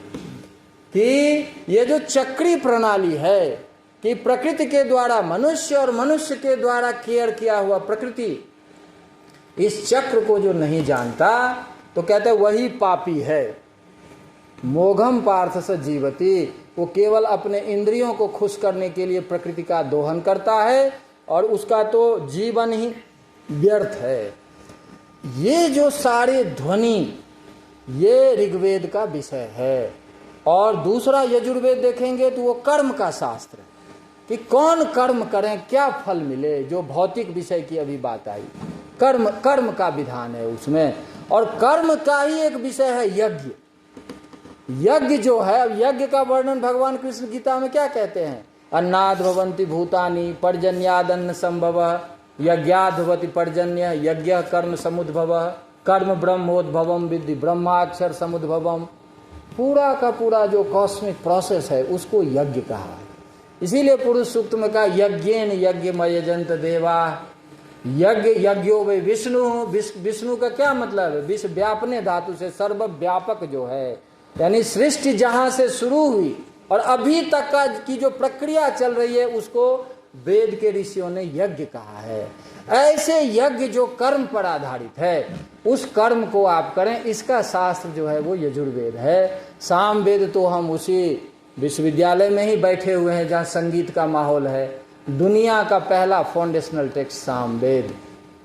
सामवेद का साम का क्या अर्थ है? प्राण और वाक।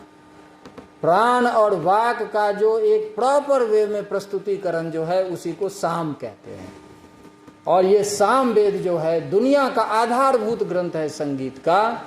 और गीता में भगवान कहते हैं कि वेदा नाम सामवेदोस्मि, क्योंकि ये जो संगीतात्मकता है ये व्यक्ति को शीघ्र प्रभावित करता है। इसीलिए यदि कोई संगीत के माध्यम से यदि आगे बढ़ता है तो वो सबसे ज्यादा प्रभावशाली होता है। इसी सामवेद से ध्रुपद निकला है, इसी ध्रुपद से शास्त्रीय संगीत निकला है, इसी से सुगम संगीत निकला है, इसी से अब पॉप म्यूजिक पे चल रहा है। ये जो रूल बेस्ड संगीत जो है ना, इसका पहला ग्रंथ सामवेद है। अथर्ववेद जो है वो दर्शन, सामाजिक जो व्यवहार है उन सबको लेके अथर्ववेद है। और इसके साथ 4 उपवेद है। आप देखें कि अब 4 वेद यानी ज्ञान को किस तरह एग्जीक्यूट करना है, इसके लिए 4 उपवेद है। तो जो प्रकृति से जुड़ा हुआ सब कुछ है उसके लिए उपवेद आयुर्वेद है।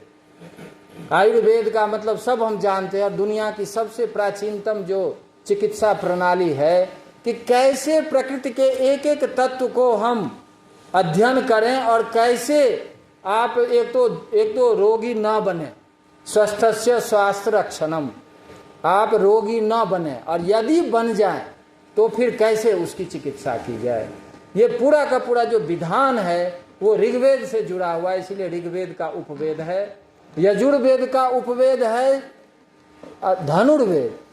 अब देखें, जो जब कर्म से फल प्राप्त होता है ना, उसी से धन धान्य बनता है, उसी से इंस्टीट्यूशन डेवलप होता है। आज हम देख रहे हैं DRDO है, इसरो है और बड़े बड़े इंस्टीट्यूट है हमारे, ये कर्म का प्रोडक्ट है। तो इसके लिए फिर सुरक्षा की जरूरत होती है। तो सुरक्षा की जरूरत के लिए धनुर्वेद को एक तरह से सैन्य विज्ञान, सुरक्षा प्रणाली, इसको लेकर के उपवेद विकसित हुआ जो यजुर्वेद से जुड़ा हुआ है। और सामवेद का जो उपवेद है वो गांधर्व वेद है। सबको पता है कि आज भी गांधर्व महाविद्यालय देश में सब जगह है। अथर्ववेद का उपवेद है अर्थशास्त्र और वास्तुशास्त्र।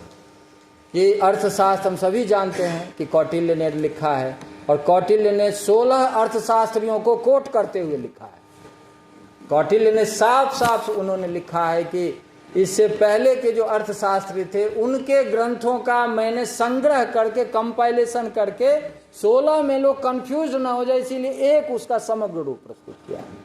ये अर्थशास्त्र की पूरी जो स्टेट क्राफ्ट क्या है, टैक्सेशन पॉलिसी क्या है। इवन आप देखेंगे कौटिल्य के अर्थशास्त्र में समाज का जो वर्ग उनको पिछड़ा दिखता है उसके आरक्षण की व्यवस्था हुआ कौटिल्य के अर्थशास्त्र, कि समाज का कोई व्यक्ति पिछड़ा ना रहे। तो ये चिंता, इसके साथ 6 वेदांग है जो ज्ञान प्रणाली में आता है। वो है पहला शिक्षा।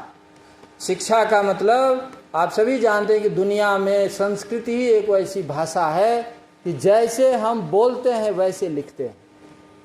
इसीलिए जो अभी साउंड की बात चल रही है कि जो दूर दूर यानी कई अब जो ग्रह उपग्रह या आगे दूसरे गैलेक्सी की बात चल रही, इसीलिए संस्कृत को कहा जाता है कि वो चूंकि उसका जो फोनेटिक्स है इतना एक्यूरेट है कि आप जो बोलेंगे वही वो मशीन पकड़ेगा। नहीं तो अ बोलते हैं ए लिखते हैं, ब बोलते हैं बी लिखते हैं, तो लिखते कुछ और हैं बोलते कुछ और हैं। इसीलिए बर्नार्ड शॉ जैसे व्यक्ति कहा है कि English is the most incomplete language. उन्हीं के लोगों ने कहा। हमारे ऋषियों ने इस चीज पे बहुत ध्यान दिया कि उच्चारण जो है उसका आपके व्यक्तित्व पे बहुत प्रभाव पड़ता है, प्रकृति पर उसका बहुत प्रभाव पड़ता है। आज साउंड थेरेपी जो है, मैंने सुना था एक जगह 186 हर्ट्ज पे यदि बोलता है तो फिर वो आपके तुरंत इफेक्ट करता है। वो जो हॉस्पिटल में साउंड थेरेपी बहुत प्रचलित हो गया है। तो स्वर वर्णाद उच्चारण प्रकारो यत्र शिक्षते उपदिश्यते सा शिक्षा। तो ये पूरा डिसिप्लिन है जो पूरी प्रातिशाख्य की परंपरा है। और उसी क्रम में अपने जो 52 वर्ण हैं, और वर्ण नहीं, फिर उसके अ का 18 भेद है, ई का 18 भेद है, जो बाद में अनुनासिक, निरनुनासिक, उदात्त, अनुदात्त, स्वरित, इस स्ट्रक्चर में पूरा आपको मिलेगा, जिसके आधार पे पूरा जो है वो उसको ध्यान में रखते हुए जो वेदोच्चारण होता है। तो वो एक बहुत बड़ी विद्या है जो आज भी उसका बहुत ज़्यादा वैल्यू है। अब तो जब कंप्यूटर के थ्रू सारी चीज़ें हो रही है तो वही फाउंडेशन बन रहा है। कल्प जो है, कल्प दूसरा वेदांग जो है, वह वेदांग जो सृष्टि का चक्र है, सृष्टि जिस रूप में है उसी के आधार पे कैसे रिचुअल हो। आप यदि कर्म कांड को, लोग तो हंसी मजाक उड़ा देते हैं ना कर्म कांड को, पढ़ना नहीं हंसी मजाक उड़ाना है। कर्मकांड का पूरा स्ट्रक्चर ही कॉस्मिक स्ट्रक्चर पर टिका हुआ है कि जैसे जैसे अग्नि और जल, अग्नि और जल, जैसे प्रश्नोपनिषद में कहते हैं कुतो हवा इमा प्रजा प्रजायन्ते, कैसे ये सृष्टि आई, तो उसके मूल में क्या क्या दिया है, रई और प्राण। रई किसको कहते हैं, चंद्रमा। चंद्रमा किसका कारक है, जल का। आदित्य क्या है, प्राण का। प्राण आदित्य का मतलब उष्णता।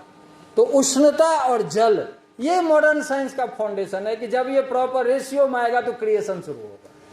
ये एग्जैक्टली वेद का पोजीशन है जो जो उस पर चल रहा है। तो कैसे सृष्टि रचा गया और उसके आधार पर उसी का सिंबॉलिक कैसे जो कर्म का स्वरूप हो, इसको लेकर के जो जितना आप कहते हैं ना यज्ञ इत्यादि, जिसमें कि जो वैदिक याग है या घर का जो संस्कार संबंधी सारी चीज़ें होती है, उसी में एक स्रोत सूत्र है, एक गृह्य सूत्र है, और तीसरा धर्म सूत्र है जो धर्म की बात हम करते हैं। तो धर्म की बात में जो अभी हमने की, आप देखेंगे कि पूरा का पूरा जो बाद में जो धर्म शास्त्र की पढ़ाई हुई है उसमें 3 अध्याय होते हैं, आचाराध्याय, व्यवहाराध्याय और प्रायश्चित्ताध्याय। आप तो वकील ही है ना, तो व्यवहाराध्याय कहते किसको, हमारे लोग तो व्यवहार शब्द का मतलब बिहेवियर समझते होंगे, लेकिन बी नानार्थ संदेह हरणम हार उच्यते, नाना संदेह हरनाथ व्यवहार इति कथ्यते। ये कात्यायन स्मृति का है।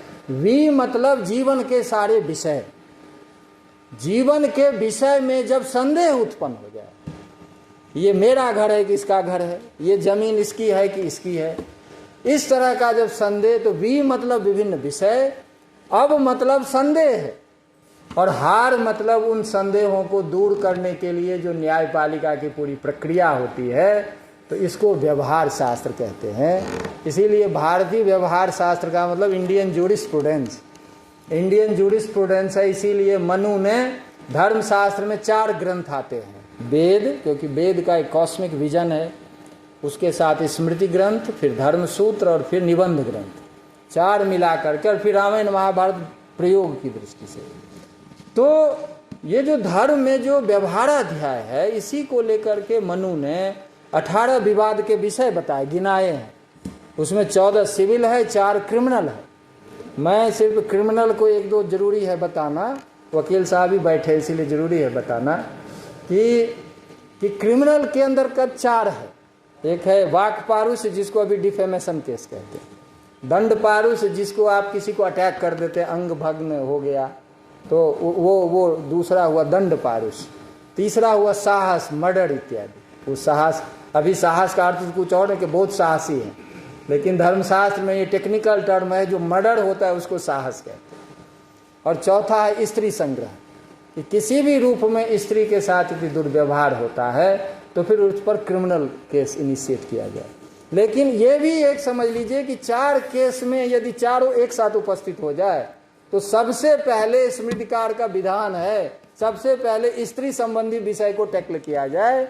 और यह भी हम फास्ट ट्रैक कोर्ट कहते हैं, वो पहले से चला आ रहा है। कोई भी क्रिमिनल केस हो, स्त्री संबंधी विषय हो, तो सबसे पहले उस पर निर्णय किया जाए। एक ये है। दूसरा जो अभी कमी है जो न्यायपालिका में, ये मैं 1-2 पॉइंट बता रहा हूँ कि ट्रेडिशन को नहीं पढ़ने से कुछ समस्या भी होती है। क्या समस्या होती है कि वहाँ पे वकील का जो लॉयर है ना, उनका फीस निश्चित है। वहाँ यदि उससे फीस ज़्यादा लेंगे तो फिर उन पे कार्रवाई होगी। लेकिन अभी क्या हो गया कि फीस पे कोई नियंत्रण नहीं है। आप एक हियरिंग का कोई 10 लाख ले सकता है, 20 लाख ले सकता है। वहाँ नियम है कि इससे ज़्यादा आप नहीं ले सकते। ये दूसरा एक और है जो अभी नहीं है, कि किसी जज ने यदि कोई गलत डिसीजन दे दिया तो उस पर भी कार्रवाई होगी। अभी क्या है कि एक कोर्ट के डिसीजन कुछ और होता है, अगले में बदल जाता है, फिर डबल बेंच में बदल जाता है, फिर कॉन्स्टिट्यूशनल बेंच में और बदल जाता है। ये वहाँ नहीं है। वहाँ है कि आपको पूरी प्रक्रिया के तहत, न्याय का मतलब ही होता है ना, प्रमाणे अर्थ परीक्षाम न्याय। प्रमाणों के द्वारा जब आप पूरी परीक्षा करके जजमेंट देते हैं तो गलत डिसीजन कैसे होता है। इसीलिए अभी सरकार ने जो भारतीय दंड संहिता को कन्वर्ट किया है, इसके पीछे भी यही तात्पर्य है। ये जो आईपीसी जो है वो तो 1860 का बना हुआ है। 1857 में जो क्रांति हुई अंग्रेज के अगेंस्ट, तो अंग्रेज ने सोचा भारतीय को दंडित करना, इसीलिए आईपीसी बना, वही अभी तक चला रहा है। अभी उसको भारतीय न्याय संहिता नाम दिया है। न्याय संहिता का पर्पस ही है कि हमारा दंड देना उद्देश्य नहीं है, हमारा उद्देश्य है कि प्रमाणों के आधार पर जो सत्य आए सामने उसको आगे बढ़ाना है। इसीलिए भारतीय दंड संहिता अब हो गया भारतीय न्याय संहिता, ठीक है। और जो चीज़ है, लेकिन मेरा फोकस ये था कि आचाराध्याय जो है उसमें हेड ऑफ द स्टेट से लेकर इंडिविजुअल तक की ड्यूटी क्या हो, ये विषय है। और व्यवहाराध्याय जो है वो पूरा का पूरा ज्यूरिस्प्रूडेंस है, पूरी की पूरी न्यायपालिका है, न्याय व्यवस्था है। अब उसमें क्या है, अभी जैसे उसका क्वालिफिकेशन उसमें है कि जज वही बनेगा जिसको वेद का ज्ञान हो। अब वेद का ज्ञान क्यों हो, क्योंकि जो मैंने आपको 8-10 पॉइंट बताए, जब तक आपका ये होलिस्टिक अप्रोच ना हो तब तक आप न्याय कैसे देंगे। अभी न्याय में बहुत सेट्स यूरोप के हैं, तो यूरोप के हैं तो यूरोपियन वर्ल्ड व्यू काम कर रहा है, तो यूरोपियन वर्ल्ड व्यू काम कर रहा है तो ये वर्ल्ड व्यू ही गायब हो गए। इसीलिए उस समय का जो ये क्वालिफिकेशन है जज की, वो है कि ये बेसिक इतना ज्ञान होना चाहिए। अभी जो मैक्सवेल प्रिंसिपल ऑफ एनालिसिस लगाते हैं, लेकिन हमारा क्या है, मीमांसा प्रिंसिपल है कि आपको सेंटेंस का एनालिसिस कैसे एक लॉयर करे, सेंटेंस का एनालिसिस कैसे जज करे। तो इसके लिए अभी मैक्सवेल जो प्रिंसिपल है मीमांसा प्रिंसिपल का, ये बड़ा रिसर्च का विषय है कि दोनों में क्या साम्य क्या वैषम्य है। तो पूरा का पूरा ज्यूरिस्प्रूडेंस और जो प्रायश्चित्ताध्याय है वो एक तरह से समझ लीजिए पंचायती राज कि गांव लेवल पे छोटी छोटी गलती जब हो जाती है तो वहाँ के ही लोग जो हैं वो उसके नेचर को ज़्यादा अच्छा समझते हैं, इसीलिए वो वहीं पे बैठ के 10 लोग उसका निर्णय कर दे और केस को वहीं निपटा दे। तो इसीलिए अभी 4-4 करोड़ केस पेंडिंग है। उस समय का ये विधान था कि वो हर एक लेवल पे निपटाते जाते थे, तो जिससे संख्या ज़्यादा नहीं होती थी। धर्मशास्त्र का विषय है, कहने का मतलब है कि शुल्ब सूत्र जो है ना, उसमें एक धर्म सूत्र है। तो धर्म सूत्र, मनुस्मृति और वेद और निबंध, ये निबंध ग्रंथ वो होता है जो इशू बेस्ड टेक्स्ट है। जैसे एक एक विषय को लेके, जैसे स्त्री पुरुष का कोई झगड़ा है, स्त्री पति पत्नी का झगड़ा है तो उस एक इशू पे एक बुक लिख दिया। मान लीजिए कोई क्रिमिनल केस का है तो एक बुक लिख दिया उस पर, तो बाद में निबंध ग्रंथ, ऐसे सैकड़ों निबंध ग्रंथ, ये धर्मशास्त्र का विषय है। तो ये हुआ जो शिक्षा के बाद कल्प, और कल्प में 3 बातें हो गई। चौथा जो शुल्ब सूत्र है, जो पहला मैथमेटिक्स का फाउंडेशनल टेक्स्ट है, उसी में पहली बार बोधायन सूत्र है। बोधायन सूत्र जो बाद में पाइथागोरस थ्योरम हुआ है, जो अभी चर्चा का विषय है। पहली बार पाई का वैल्यू, पाई शब्द वहाँ नहीं है, लेकिन पाई का वैल्यू जो व्यास और परिधि के बीच का जो रेशियो है, परिधि और व्यास के बीच का जो रेशियो है, ये पहली बार बोधायन लाने वाले हैं। और बोधायन सूत्र, मानव सूत्र, आपस्तंभ सूत्र और कात्यायन सूत्र, ये 4 शुल्ब सूत्र जो है, इसका मैथमेटिकल सॉल्यूशन के साथ इंडियन नेशनल साइंस एकेडमी ने प्रकाशित किया है। तो आप सबको ये ध्यान में रहे कि इसके लगभग हजारों वर्ष के बाद आर्यभट्ट हुए हैं। आर्यभट्ट हुए और उसके बाद पूरा मैथमेटिक्स का ट्रेडिशन है, वो दुनिया लोहा मानती है भारतीय गणित को आज भी। तो ये एक जो शुल्ब सूत्र का ये जो परंपरा है, ये आगे बढ़ी। निरुक्त जो है उसको आज के समय में लोग एटिमोलॉजी कहते हैं, हमारे यहाँ उसको निर्वचन शास्त्र कहते हैं। अब निर्वचन शास्त्र क्यों पढ़ना जरूरी है, उसका मैं एक उदाहरण आपको बताता हूँ कि सबसे पहला जो दुनिया का एक डिक्शनरी जिसको कहते हैं आप, वो है निघंटु, जिसमें वेद के 1500 शब्दों का कलेक्शन है। वो कश्यप ऋषि के नाम पे वो ग्रंथ है। उन 1500 शब्दों से अर्थ कैसे बोध हो, इसके लिए थियरी देने वाले व्यक्ति यास्क हैं, जिसका निरुक्त है। तो निरुक्त में आप देखेंगे कि जैसे अभी एग्जाम्पल जो ज्वलंत होता है, मैं एक एग्जाम्पल सिर्फ देता हूँ कि हमारे जो एक DN झा हैं, हम इधर भी मैं RN झा ही हूँ, और गांव भी अगल बगल ही है, लेकिन विचार की दृष्टि से मैं बता रहा हूं आपको कि उन्होंने ये लिख दिया कि ऋषि गाय मांस खाते थे, पूरी बुक ही लिख दी। हमारे पत्रकार महोदय सब भी हिंदुस्तान टाइम्स में, टाइम्स ऑफ इंडिया में छापा। एक बार हिंदुस्तान टाइम्स के असिस्टेंट मुझसे भी इंटरव्यू लिया कि वो छापा नहीं, क्योंकि मैंने कुछ बातें बताई तो कुछ सूट नहीं कर रहा होगा। अब देखिए वहां पढ़िए कि गो शब्द जो है ना, जिसको गाय आप कहते हैं, उसके 21 अर्थ हैं। 21 अर्थ। पहला अर्थ पृथ्वी, सूर्य की किरणें, इंद्रियां, ऐसे होते होते 6वें नंबर पे पशु है।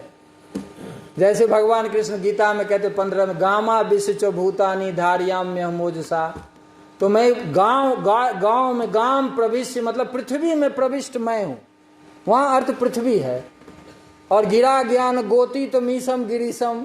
अब जब तुलसीदास जी लिखते तो गोतीत का क्या मतलब, जो इंद्रियातीत है। आप सब जगह देखेंगे गो शब्द के अलग अलग अर्थ हैं, लेकिन उन्होंने क्या किया कि एक ही अर्थ लिया, पशु। और पशु अर्थ को ऐसे सेट कर दिया आउट ऑफ कॉन्टेक्स्ट जाके कि कह दिया कि वो गाय ही खाते रहते थे। ये पढ़ना जरूरी इसीलिए है क्योंकि एक वर्ड समाज का नैरेटिव चेंज कर सकता है, समझ गए।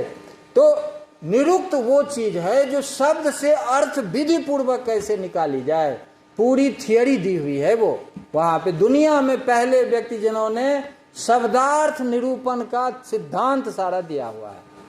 व्याकरण को आप सब जानते हैं कि जो व्याकरण की परंपरा क्या है, शब्द बनाने की परंपरा।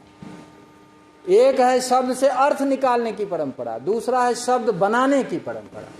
इसीलिए व्याकरण को व्युत्पत्ति शास्त्र कहते हैं।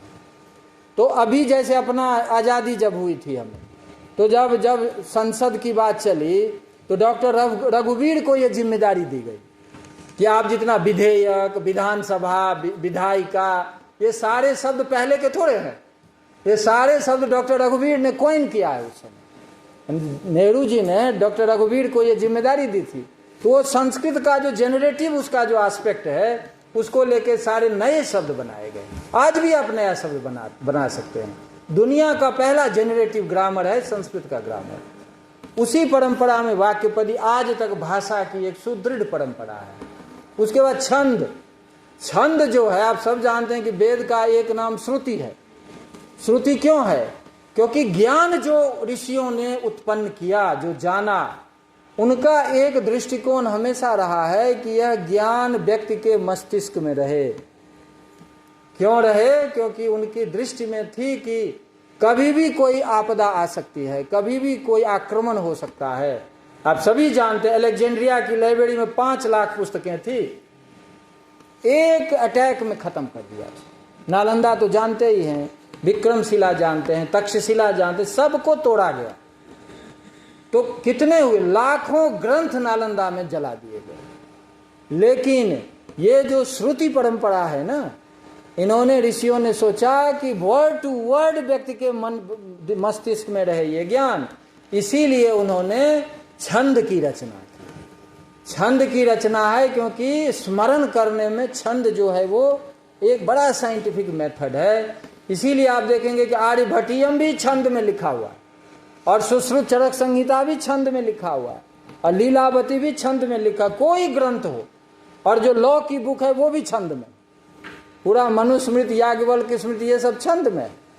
तो इसी के कारण जो स्मरण की परंपरा रही और याद करवा के एक पीढ़ी से दूसरे पीढ़ी तक ले जाने की प्रक्रिया है, यही छंद शास्त्र का आधारभूत ग्रंथ है। और इतना मैथमेटिकल है कि मंजुल भार्गव जैसे व्यक्ति जो अभी सब जानते हैं, उनको नाम प्रिंसटन यूनिवर्सिटी में है, वो छंद में एक से एक मैथमेटिकल फॉर्मूला निकाला है अभी, ठीक है।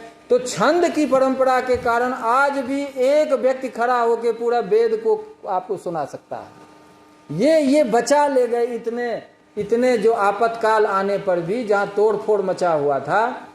और ज्योतिष अंत में क्या है कि जो प्लैनेटरी सिस्टम है उसका क्या मूवमेंट है, सूर्य कैसे चल रहा है, सारे ग्रह एक कैसे घूम रहे हैं, उनके चारों तरफ जितने, जिसको आप राशि कहते हैं, तो स्टार्स के ग्रुप क्या हैं, जिसको लेकर के पूरा जो कैलकुलेशन है। तो प्रॉपर ये एस्ट्रोनॉमी का ग्रंथ है। तो ये शिक्षा, कल्प, निरुक्त, छंद, ज्योतिष और छंद ज्योतिष, ये 6 जो हैं, ये 6 के 6 विद्या हैं। और इसके बाद 4 विद्या है, ब्रीफली करके मैं कंक्लूड करना चाहता हूं कि एक तो धर्मशास्त्र की बात हो गई। धर्मशास्त्र एक विद्या है, क्योंकि ये नियम और कानून की बात है वहां पे। तो ये एक चीज और धर्मशास्त्र के कॉन्टेक्स्ट में जानना जरूरी है, जो लोग जनरली इंटरप्रिटेशन में कुछ गलत कर जाते हैं। हमारे यहाँ देखिए मनु क्या कहते हैं, धर्मम जिज्ञासमाना नाम प्रमाणम परमम श्रुति। नियम, कानून और धर्म का कोई विषय आए तो अंतिम प्रमाण वेद होगा, क्योंकि वेद ही वो सिस्टम है जहां कहीं भी आप बायसनेस नहीं देखेंगे। वेद है जो ऑल इंक्लूसिव है, सबको एक साथ लेके चलता है। तो धर्म का कोई विषय होगा तो उसमें अंतिम प्रमाण वेद होगा। तो वेद होगा, लेकिन उसके बाद स्मृति ग्रंथ आई है। और स्मृति जो है, देखें, वेद जो है कलेक्टिव विजडम है। वेद जो है वो किसी ऑथरशिप नहीं है, वहां पे सभी ऋषि ऋषिकाओं का जो सामूहिक ज्ञान है उसको हम वेद कहते हैं। लेकिन जो स्मृति ग्रंथ है, धर्म सूत्र है, ये व्यक्ति विशेष की रचना है। मनु स्मृति, याज्ञवल्क्य स्मृति, नारद स्मृति, या कात्यायन सूत्र, या वशिष्ठ सूत्र। तो वहां पे ये बात आई कि कलेक्टिव विजडम का इंटरप्रिटेशन ये स्मृतियां हैं। तो इंटरप्रिटेशन यदि कोई व्यक्ति विशेष कर रहा है तो मे बी समटाइम बायसनेस हो, इसीलिए वहां नियम बना दिए गए। आप जैमिनी सूत्र पढ़ें तो वो कहते हैं कि विरोधे त्वनपेक्षम स्यात् असति अनुमानकम। श्रुति यानी वेद के विरोध में जो भी स्मृति आएगी उसको इनवैलिड माना जाए, उसको जरूरत ही नहीं। यही जावाली में आपको मिलेगा, श्रुति स्मृति विरोधे तू श्रुति रेव गरीयसी। जहां भी श्रुति के विरोध में कोई स्मृति आती है तो वो इनवैलिड माना जाए। आदि शंकराचार्य का भी है कि श्रुति अनुसारिण्य स्मृति है प्रमाणम, श्रुति के अनुसार ही स्मृति प्रमाण है। अब इस आधार, इसको जब आप देखेंगे स्ट्रक्चर को पूरा, तो अब देखिए कि जो ऋषिकाएं वेद लिखी है, बाद में यदि कहीं जिस रूप में भी आए सेंटेंस, स्त्री वेद नहीं पढ़ सकती, इसका मतलब वो सीधे वेद के अगेंस्ट में, तो वेद के अगेंस्ट में तो इनवैलिड है, इंस्टेंटेनियसली इनवैलिड। जैसे जैसे यजुर्वेद का मंत्र है, यथेमाम वाचम कल्याणी माँ बदानी जनेभ्य ब्रह्म राजन्याभ्याम शूद्राय चार्याय च। ये जो वेद का ज्ञान है, ये ब्राह्मण क्षत्रिय वैश्य शूद्र स्त्री पुरुष सबको समान रूप से देना है, सबको फैलाना है सब जगह। ये यजु संहिता का मंत्र है। अब बाद में यदि कोई लिखे कि ये वेद नहीं पढ़ सकता, इसका मतलब सीधे वेद का विरोध है, तो नियम के तहत वो इनवैलिड है। ये बताने का प्रयोजन है कि ये जब तक हम इसकी संरचना नहीं पढ़ते तब तक हम समझते हैं कि ये ठीक हो गया, ये गड़बड़ हो गया, ये हो गया। नहीं, आज भी पार्लियामेंट में कोई कानून बनेगा तो 2/3 मेजोरिटी चाहिए ना। इसका मतलब ये कलेक्टिव विजडम है, ये वेद का मॉडल है। कलेक्टिव विजडम जब होगा तो वो कानून बनेगा, बाकी जो होगा वो लोगों का ओपिनियन होगा, वो कानून नहीं बनेगा। इसीलिए वेद विरोधी जो भी बात है वो ओपिनियन इसलिए क्योंकि भारत में शुरू से बोलने की आजादी है, कोई कुछ बोल सकता। सीता जी पे लोग लांछन लगा दिया, ओपिनियन है, दे रहा है अपना। लेकिन कानून वही बनेगा जहां कलेक्टिव विजडम होगा। अब सेंटर स्टेट रिलेशन देखिए ना, जहां सेंटर का वायलेट करेगा स्टेट का खत्म हो जाएगा। वैसे ही जहां 27 ऋषि का, ये तो केवल ऋग्वेद का बता रहा हूं, अब कुल मिला के सैकड़ों में है ऋषि का, और उतने सारे ऋषि में सभी वर्णों के ऋषि, इनका जो कलेक्टिव विजडम है उसके अगेंस्ट में कोई भी स्मृति का स्टेटमेंट जाएगा, अपने आप इनवैलिड हो जाएगा। तो इसलिए इसको जानना बहुत जरूरी है। तो धर्मशास्त्र को प्रॉपर वे में अभी हम नहीं पढ़ रहे हैं, बहुत सारी चीज तो अभी भी आपको आईपीसी जो है एज इट इज सब मिलेगा आपको, वहां भी लॉ में मिलेगा। हिंदू कोड बिल जो है वो तो वाल्मीकि ये जो याज्ञवल्क्य स्मृति और मिताक्षरा पे ही बेस्ड है पूरा। जो दूसरा है मीमांसा की परंपरा, जो आपको पहले मैंने एक बैकग्राउंड दिया था कि वेद के कर्म परक वाक्यों का विचार करने वाला पूर्व मीमांसा। इसीलिए मीमांसा को वाक्यार्थ शास्त्र कहते हैं। मीमांसा प्रिंसिपल का आज भी कई जज यूज करते हैं, क्योंकि वो सेंटेंस का इंटरप्रिटेशन करता है। तो कौन क्या बोल रहा है, उसका मीनिंग क्या है, उसका इंटेंशन क्या है, कॉन्टेक्स्ट क्या है, इन सारी चीज़ों को लेकर के मीमांसा का जो सेंटेंस इंटरप्रिटेशन चलता है, टेक्सचुअल क्रिटिसिज्म भी मीमांसा का विषय है। और जो आत्मज्ञान संबंधी जो वेद के वाक्य हैं उसकी मीमांसा उत्तर मीमांसा करता है। ये दोनों मिलाकर के कंप्लीट सेंटेंस एनालिसिस और टेक्सुअल एनालिसिस है। तो इस रूप में मीमांसा शास्त्र है, इसको वाक्यार्थ शास्त्र कहते हैं। और जो सेकेंड लास्ट जो न्याय परंपरा जो मूल जो है कि एकम सद विप्रा बोधा बदंती, और उसी के आधार पे भारत में पूरा एक संवाद परंपरा कैसी हो उसकी पूरी संरचना बनाई गई, कैसे डिबेट किया जाए। ऐसा नहीं है कि हमने कुछ बोल दिया और दूसरा कुछ बोल दिया और डिबेट हो गया। नहीं, डिबेट अभी जो टीवी पे दिखता है वो तो डिबेट का कोई मामला ही नहीं है, सब अपनी प्रशंसा करता है। लेकिन डिबेट का एक स्ट्रक्चर पूरे अपने यहाँ है। उस पूरी शास्त्रार्थ परंपरा को जैसे कौटिल्य ने कहा है, कौटिल्य ने जो इसमें अपने कौटिल्य अर्थशास्त्र में, वहाँ न्याय शास्त्र को कहते हैं आन्वीक्षिकी, एक दूसरा नाम है उसका आन्वीक्षिकी। तो वो क्या कहते हैं, प्रदीप सर्व विद्यानाम, उपाय सर्व कर्मणाम, आश्रय सर्व धर्मानाम, सस्वदान वीक्षिकी मता। कि जो प्रदीप, जो सभी विद्याओं का के लिए जो लैंप के समान काम करे। कोई नॉलेज सिस्टम डेवलप नहीं हो सकता यदि तर्कपूर्ण ना हो, लॉजिकली फ्रेम्ड ना हो। इसीलिए प्रदीप सर्व विद्यानाम, उपाय सर्व कर्मणाम। जीवन का कोई कार्य नहीं हो सकता यदि तार्किक रूप से आप सोच के नहीं करेंगे तो सफल नहीं होगा। आश्रय सर्व धर्मानाम, और न्यायपालिका में जो भी बहस होगी, जो भी जज का निर्णय होगा, उसका आधार तर्क है। इसीलिए आश्रय सर्वधर्मानाम सस्वदान्वीक्षिकी मता। इसी आन्वीक्षिकी परंपरा को हम न्याय शास्त्र की परंपरा कहते हैं। और एक प्रॉपर इंक्वायरी, देखिए न्याय शास्त्र में 16 पदार्थ है।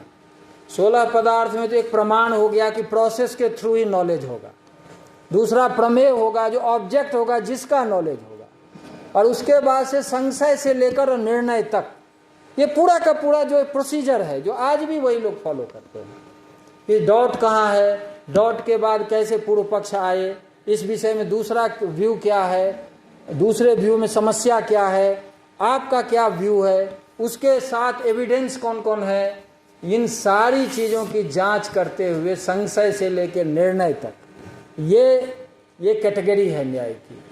और उसके बाद जो 3-4 इंपॉर्टेंट है वो है एक वाद। अभी जो कहते हैं ना वाद, संवाद में, वाद में ही सम उपसर्ग लग गया तो संवाद हो गया। तो वाद किसको कहते हैं, तत्व बुभुत्सु कथा वादः। सत्य को जानने के लिए जब ज्ञानी और अनुभवी के साथ बैठकर प्रश्न करें उसको कहते हैं वाद। जल्प किसको कहते हैं, जल्प कहते हैं कि तर्क से हम दूसरे को पराजित करेंगे, इस आधार पर जब शास्त्रार्थ किया जाए उसको कहते हैं जल्प। बिजुगीषु कथा जल्प, जैसे शंकराचार्य और मंडन मिश्र का शास्त्रार्थ, हम वो कहते हैं हम आपको पराजित करेंगे, वो कहते हैं हम आपको पराजित करेंगे, और शर्त के साथ। और तीसरा है वितंडा। वितंडा का मतलब है कि दूसरे के सिद्धांत में कौन कौन कमियां हैं, इसको किस मेथड से ढूंढा जाए। स्व पक्ष स्थापना ही न वितंडा, अपनी बात नहीं कहने, आपके सिद्धांत में दोष ढूंढ लेंगे। तो ये वितंडा है। और इसके लिए 22 निग्रह स्थान है। अगला जो कैटेगरी है कि ये जो पूरा स्ट्रक्चर है वो 22 नियमों के आधार पर, समाज को पता था कि ये 22 नियम हैं, इसमें जो भी उल्लंघन करेगा समाज को पता चल जाता था कि यह पराजित होंगे। तो ये जैसे प्रतियोगिता में पहले आप नियम डिक्लेयर कर देते हैं, वैसे शास्त्रार्थ के नियम हैं जो 22 तो गौतम ने दिए। तो ये जो पूरा न्याय परंपरा है वो आज तक, देखिए ना, अमर्त्य सेन भी आर्गुमेंटेटिव इंडियन लिखे, तर्क हमारे अंदर बसा हुआ है। तो ये आज भी ज्वलंत मूल उत्स जो है वो वेद के ऋषियों का है। और अंत में है पुराण विद्या। पुराण विद्या जो है अभी कहते हैं ना, ये नहीं पढ़ रहा है, उसको नहीं पढ़ने दिया, अभी भी कोई नहीं पढ़ रहा। वेद जो है सब लाइब्रेरी में रखा पड़ा है, कोई नहीं पढ़ रहा। यूनिवर्सिटी के प्रोफेसर का आप सर्वे कर लीजिए, कितने प्रोफेसर ने वेद देखा है। आप पहले कहेंगे नहीं वेद नहीं पढ़ने दिया, अब तो वेद ही वेद है ना। आप सर्वे करके एक दिखाइए, कोई इंटरेस्टेड नहीं, पढ़ना नहीं चाहते। इसीलिए अपने यहाँ दो तरह की चीजें थी। एक थी क्लास टीचिंग, क्योंकि क्लास टीचिंग जो है, जिन बच्चों का पढ़ने में इंटरेस्ट है वो प्रॉपर वे में एडमिशन लेते हैं, क्लास आते हैं, पढ़ते लिखते हैं। लेकिन समाज का एक बड़ा तबका जो है वो कोई खेत में लगा हुआ है, कोई व्यापार में लगा हुआ है, कोई किसी और चीज में लगा हुआ है, उसको इस सब से कोई इंटरेस्ट नहीं है। इसीलिए ऋषियों ने एक मेथड ढूंढा कि जितना गंभीर ज्ञान हो उस ज्ञान को पॉपुलर वे में लोगों तक कैसे पहुंचा दिया जाए। इस कला को पुराण कला कहते हैं। और इसीलिए पुराण के और भी विषय है, सृष्टि कैसे होती है, लय कैसे होता है, सृष्टि का पूरा मैथमेटिकल कैलकुलेशन क्या है, कौन कौन समाज में लोग हुए जिनका कंट्रीब्यूशन समाज में है, इन सारी चीज़ों को लेकर। और भूगोल का विषय पुराण का बहुत बड़ा विषय है, जो सप्तद्वीपा वसुमती, अब न कंटिनेंट वगैरह आया है, लेकिन भारत में हजारों हजार साल से जो ट्रेड चल रहा है वो तो अपनी मैपिंग है ना, उस आधार पे ट्रेड चलता था। तो 7 द्वीप वाली पृथ्वी, इसका जो भौगोलिक रूप है वो सबसे ज्यादा पुराण में इसका उल्लेख है। तो पॉपुलर वे में गंभीर से गंभीर ज्ञान को गांव गांव तक पहुंचा देना, कथा पुराण परंपरा के माध्यम से। और लोग भारत की मूल चीजों को जितना यूनिवर्सिटी के प्रोफेसर नहीं समझते उतना गांव के लोग समझते हैं। सब सीख के और अपना काम भी निकालते हुए और आनंद भी लेते हुए। ये जो विधि है दुनिया में और लोग नहीं कर पाए इस चीज को। पुराण ने भारतीय ज्ञान को जीवंत बना के रखा, आज तक रखा है जीवंत बना के। ये एक मेथड है जिसको 18 विद्या में 18वां विद्या कहा है। तो 18 विद्या ये है।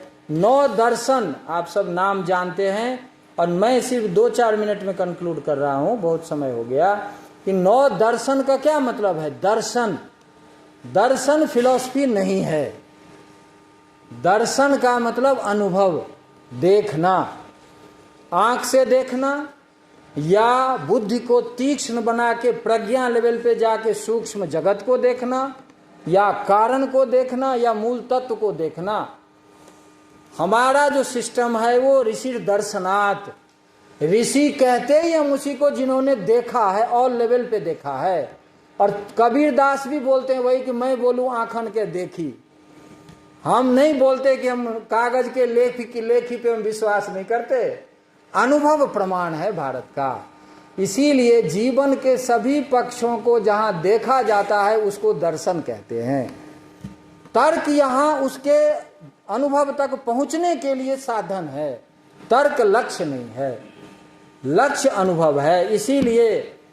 इसीलिए एक बार क्या किया कि रविदास जी को सिकंदर लोदी ने पकड़ लिया। आपको यदि पता हो तो सिकंदर लोदी ने अरेस्ट किया, क्योंकि वो बहुत प्रभावशाली थे। कई राजा उनके शिष्य थे, जो वो मेवाड़ की रानी जो थी मीराबाई, वो तो सबको पता है, उन्हीं की शिष्या थी। तो सिकंदर लोदी को था कि इनको कन्वर्ट कर देंगे तो इनके फॉलोअर सारे कन्वर्ट हो जाएंगे। तो उस समय रविदास जी का कुछ वाक्य है जो सबको सुनना चाहिए। रविदास जी कहते हैं कि सत्य सनातन वेद है, ज्ञान धर्म मर्याद, जो नहीं जाने वेद को वृथा करे बकवाद। ठीक है, वेद धर्म है उत्तम धर्मा, करि कल्याण मिटावे भरमा। श्रुति शास्त्र स्मृति गाई, और प्राण जाय पर धर्म न जाई। ये सिकंदर लोदी को सुना रहे हैं वो। और 1-2 सेंटेंस एकेडमिकली बोल रहा हूं, इसको अन्यथा नहीं लेना है, ये उनका स्टेटमेंट है। कहते हैं कुरान, उसको कहते हैं सिकंदर लोदी को, कुरान बहिष्त न चाहिए मुझको हूर हजार, वेद धर्म त्यागो नहीं जोंगल चले कटार। ठीक है, ऐसे उनके वाक्य हैं। और अंत में सभी राजाओं का प्रेशर हुआ कि रविदास जी को छोड़ना पड़ा। आज बहुत लोग बोलते हैं कि हम रविदास जी के परम भक्त हैं, वेद को नहीं मानते। हम कहते हैं कि सब रविदास जी के भक्त हो जाए, सब रविदास जी के भक्त हो जाए। वेद अपने आप रविदास जी में उपस्थित है, अलग से मानने की कोई जरूरत नहीं है आपको। ये जो हमारे संतों की परंपरा है ना, पूरे भारत की, शंकर देव जी हों, गुरु नानक देव जी हों, रविदास हो, कबीरदास हों, तुकाराम महाराज क्या कह रहे हैं, मैं मराठी में वेद लिख रहा हूं। वही संत ज्ञानेश्वर कह रहे हैं कि लोग ये ना समझे कि मैं वेद से अलग कुछ लिख रहा हूं, वही लिख रहा हूं। सारे संत आपको उसी धारा में आपको बात करते दिखेंगे, और वही लोग टिप्पणी करते हैं। जो टिप्पणी आप कहीं कहीं सुनते हैं ना, वो टिप्पणी आदि शंकराचार्य भी करते हैं। आदि शंकराचार्य एक जगह लिखते हैं कि पूर्वजो मूढ़ आसीत इति आत्मनापि मूढ़ेन वक्तव्यम न किंचिद अस्ति प्रमाणम। हमसे पहले कोई गलत कर गया, इसीलिए हम उसको प्रमाण माने, ये कभी संभव नहीं। इसीलिए सन्यासी होते हुए भी माँ का दाह संस्कार उन्होंने किया था, क्योंकि माँ को वचन दिया था कि मैं सन्यासी बनूंगा, तब भी आपका मृत्यु के समय रहूंगा। समाज का विरोध करके भी दाह संस्कार किया।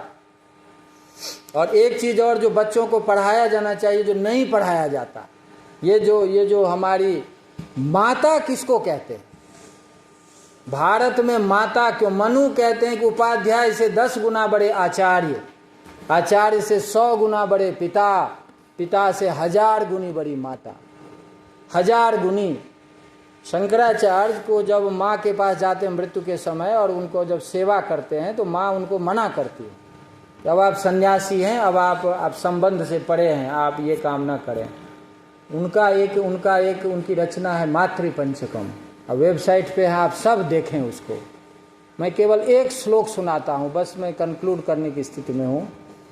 आस्ताम ताव दियम प्रसूति समये दुर्बार शूलभ्यथा नैरुच्यम तनुशोषणम मलमयी शय्या च सांवत्सरी एकस्यापिन गर्भभार भरण क्लेशस्य यस्य क्षमः दातुम निष्कृति मुन्नतोपि तनयः तस्यै जनन्यै नमः।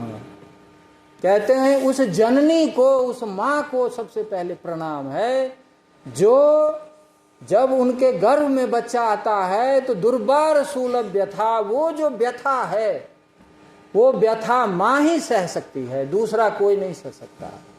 और नैरुच्यम, उसके स्वाद बदल जाते हैं, तनुशोषणम, शरीर के आकार बदल जाते हैं। और जब बच्चा जन्म लेता है तो मलमयी शय्या च सांवत्सरी, सालों तक उसके मल मूत्र में लेटी रहती है। कहते एक जो संतान को जन्म दे दिया ना, वो एक संतान का जन्म ही ऐसा है कि पुत्र कितना भी बड़ा हो जाए तो जन्म जन्मांतर में नहीं उसको चुका सकता। ये मातृपंच का विडंबना ये है कि ये बच्चों को नहीं पढ़ाएंगे। बच्चों को पढ़ाएं क्या कि वो राजस्थान में एक वाइस चांसलर कह रही थी कि रेन गो अवे, और वो पढ़ता है बच्चा तो घर में लड्डू बांटते हैं कि ये बोल दिया। राजस्थान में कहते हैं रेन गो अवे, जहाँ वर्षा ही नहीं होती है। वो विडंबना बता रही थी। तो 18 विजय दर्शन का मैं सिर्फ ये बता रहा था कि भारत का जो दर्शन है ना, अनुभव केंद्र में, क्योंकि अनुभव से ही संशय समाप्त होता है, संशय रहित ज्ञान से ही अच्छा व्यवहार होता है, अच्छा व्यवहार ही सुख देता है, उसी से समाज संतुलित रहता है। और यूरोपियन नॉलेज सिस्टम जो है वो प्राइमरीली लॉजिक बेस्ड है। इसीलिए प्लेटो से ले लीजिए रेने डेकार्ट तक, सब कहेंगे कि आइडिया बढ़िया है, इंद्रियों से जो ज्ञान होता है वो निकृष्ट ज्ञान। सबका एक मत है इस विषय में, इंद्रियों से प्राप्त होने वाला ज्ञान निकृष्ट है, और जो लॉजिकली कंस्ट्रक्ट किया जाता है वो इंपॉर्टेंट है, क्योंकि लॉजिकली हम चीज को लाएंगे, तो लॉजिकली चीज को लाएंगे। इसीलिए आप देखेंगे कि हर एक दूसरे को खंडन करते रहते हैं, 10-10 साल पे नई थियरी लाते हैं। ये तो गैलीलियो ने बचा लिया, नहीं तो आज तक उसी में लगे रहते सब। वो जो पहली बार विज्ञान आया, जो 4 साल में विज्ञान को वहां पहुंचा दिया कि आज जब इलेक्ट्रॉन का आविष्कार हो गया है, मैं 1 से 2 मिनट और ले लेता हूं, बस उसके बाद समाप्त करता हूं। ये एक पक्ष आया नहीं थोड़ा, कि जब न्यूटन का साइंस शुरू हुआ तब तो मटेरियल साइंस है, हम सभी जानते हैं इसको, वो ग्रॉस रियलिटी की बात करते हैं। और जब वो पहला नियम भी कहते हैं कि कोई वस्तु स्थिर है तो तब तक स्थिर रहेगी जब तक कोई बाह्य बल नहीं लगेगा। अब बाह्य बल कहाँ से आता है ये नहीं बोलते हैं, वो आज तक नहीं बोले हैं, लेकिन जो भी हो बाह्य बल लगा वही मैकेनिस्टिक, जो मैकेनिकल फोर्स जिसको आप कहते हैं। लेकिन जब इलेक्ट्रॉन का आविष्कार हुआ तो देखा कि इलेक्ट्रॉन जो 3 लाख किलोमीटर पर सेकंड के रफ्तार से घूम रहा है, ये तो इसमें तो कोई बाह्य बल लगता नहीं है, ये तो नेचुरली है। यदि हमारा बॉडी है उसमें एटम है तो एटम के अंदर वो घूम रहा है, तो घूम रहा है तो उसको that doesn't require any external force, तो उसका नाम दे दिया डायनामिक फोर्स। अब डायनामिक फोर्स क्या है, अब ये तो यूरोप में कहीं परंपरा है नहीं, तो ढूंढते ढूंढते आ गए उपनिषद के पास। तो वर्नर हाइजेनबर्ग जब क्वांटम फिजिक्स बना रहे थे तो उसी समय 1913 में रविन्द्रनाथ टैगोर को नोबेल प्राइज मिल गया, तो वो ग्लोबल फिगर हो गया। रविन्द्रनाथ टैगोर को विज्ञान का भी बहुत अच्छा ज्ञान था, यानी वो आइंस्टाइन से भी उनका काफ़ी पत्राचार है साइंस के, प्योर साइंस को लेकर के। वर्नर हाइजेनबर्ग 1929 ईस्वी में आ गए, उनसे प्रॉपर बैठ के वेदांत और उपनिषद को पढ़ा है, ये ऑन रिकॉर्ड है। और वहाँ से जब लौट के गए तो बोले कि जो क्वांटम फिजिक्स के कई सारे क्वेश्चन उस समय जो एक बड़ा प्रॉब्लम क्रिएट करने वाला लग रहा था, अब सब सुलझा हुआ लग रहा है। और जब वो उसको इस्टेब्लिश किए उसके बाद ही फ्रिट्जोफ कापरा को बोले 1973 में कि अब आप एक कॉम्परेटिव स्टडी करें कि वैदिक विजडम वर्सेज मॉडर्न साइंस, ये दोनों का यही ताओ ऑफ फिजिक्स है, जो 75 में उनको दिया, पहली कॉपी आई और 76 में हाइजेनबर्ग का डेथ हुआ। लेकिन कहने का मतलब ये है कि नील्स बोर थे, उनके जो शिष्य थे जॉन ए व्हीलर जो प्रिंसटन यूनिवर्सिटी में थे, नेक्स्ट आइंस्टाइन कहा जाता है क्योंकि उन्होंने क्वांटम फिजिक्स को 1955 में रीइंटरप्रेट किया था, जो ऑब्जर्वर ऑब्जर्व फिर पार्टिसिपेटर इत्यादि शब्द से जो बदला उन्होंने। प्रिंस जॉन ए व्हीलर कहते हैं कि my mentor Niels Bohr always used to study Upanishad to know what is the nature of consciousness, what type of questions have been asked by rishis regarding consciousness. समझ गए?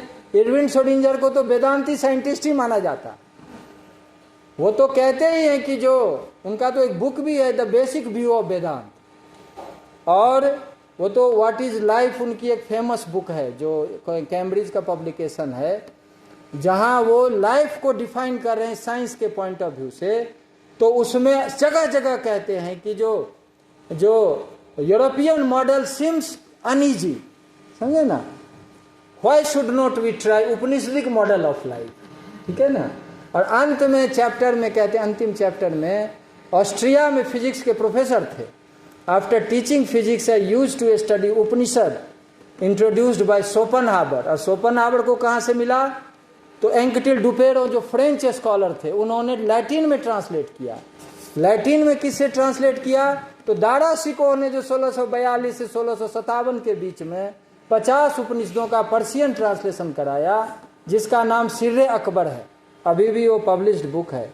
अभी हम उसका दोबारा अनुवाद भी कर रहे हैं, वो जो उसका प्रॉपर सरल रूप में आ जाए।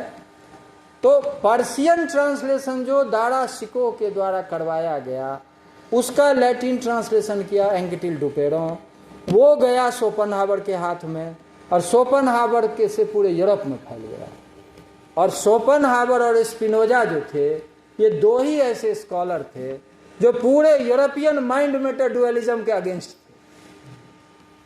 यही थे जो माइंड ही मैटर है, मैटर ही माइंड है, इस तरह की बात करते थे। दंड भी मिला उनको।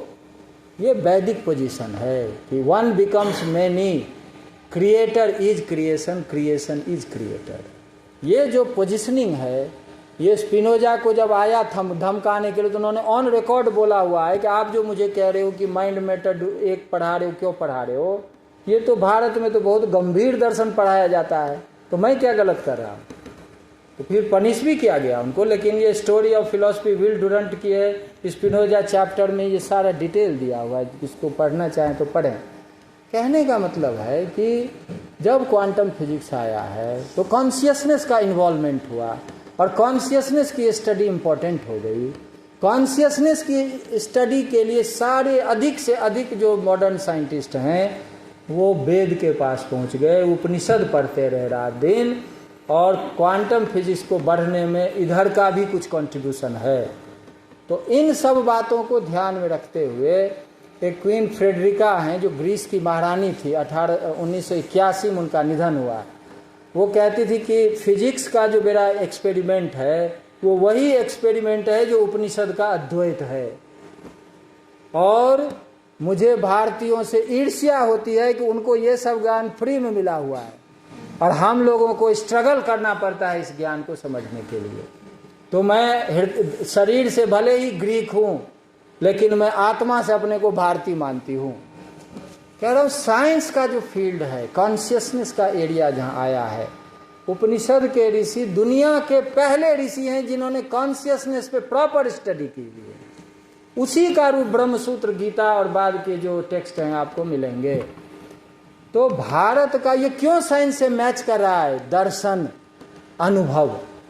फिर जब कापड़ा लिखते भी हैं ताओ फिजिक्स के दूसरे चैप्टर में देखेंगे, उसका टाइटल है उसका चैप्टर का नोइंग एंड सीइंग। तो वो देते हैं कि knowing is of two types, knowing through seeing, knowing through logical analysis. कहते हैं Indian knowledge system is primarily based knowing through seeing. ते ध्यान योगानुगता अपश्यन, ऋषि कहते देखा। पूरे वेद में एक लाइन नहीं बता सकते कि आप लिखें कि हमने तर्क से कंक्लूड किया है, हमने देखा है, अनुभव किया है। तो एक ये धारा है, उसमें अनुभव प्राइमरी, लॉजिक सेकेंडरी। लेकिन जो knowing through logical analysis, this is actually European tradition. तो बाद में बस ये साइंस जब से आया तब ये अनुभव प्रधान हो गया। तो मेरा कहना है कि भारतीय ज्ञान परंपरा को जब आप ओरिजिनल सोर्स से पढ़ेंगे और उसका ग्लोबल एप्लीकेशन किस फील्ड में कहाँ हो रहा है, वो लेटेस्ट भी डेटा आपके पास रहे, तो आपके बहुत सारे जो रिसर्च के एरियाज हैं वो काफ़ी इम्प्रूव हो जाएंगे। और सरकार का एक जो भी हो, सरकार का एक मूल उद्देश्य यही है IKS का कि 90% European knowledge system college university में चल रहा है। तो हमारे लोग एक तरह से सोच रहे हैं, तो ये भी चीज़ आए और दोनों को साथ मिलाएं, और जहाँ भी दोनों में एक अच्छी चीज़ आए तो उस ज्ञान को बढ़ाएं, स्वयं भी उससे कल्याण प्राप्त करें और समाज को भी अधिक से अधिक सुख मिले। तो एक तरह से दोनों को जोड़ने का उचित समय आया है। अब साइंटिस्ट ने भी प्रूव कर दिया कि जो इंटरडिसिप्लिनरी या मल्टीडिसिप्लिनरी रिसर्च जो है ये नेचर है रिसर्च का, वेद वहाँ से शुरू ही करता है। तो मैंने कुछ बातें आप सबके सामने रखी है, तो ऐसा विषय है कि जो घंटों घंटों चलता रहेगा, लेकिन कुछ बातें रखी तो आप सब ने मुझे इतना धैर्य से सुना और यहाँ आने का अवसर प्रदान किया। सारे प्रबुद्ध जो जन हैं और सारे शोधार्थी और जितने और लोग हैं सबको सादर प्रणाम करते हुए अपनी वाणी को विराम देता हूँ।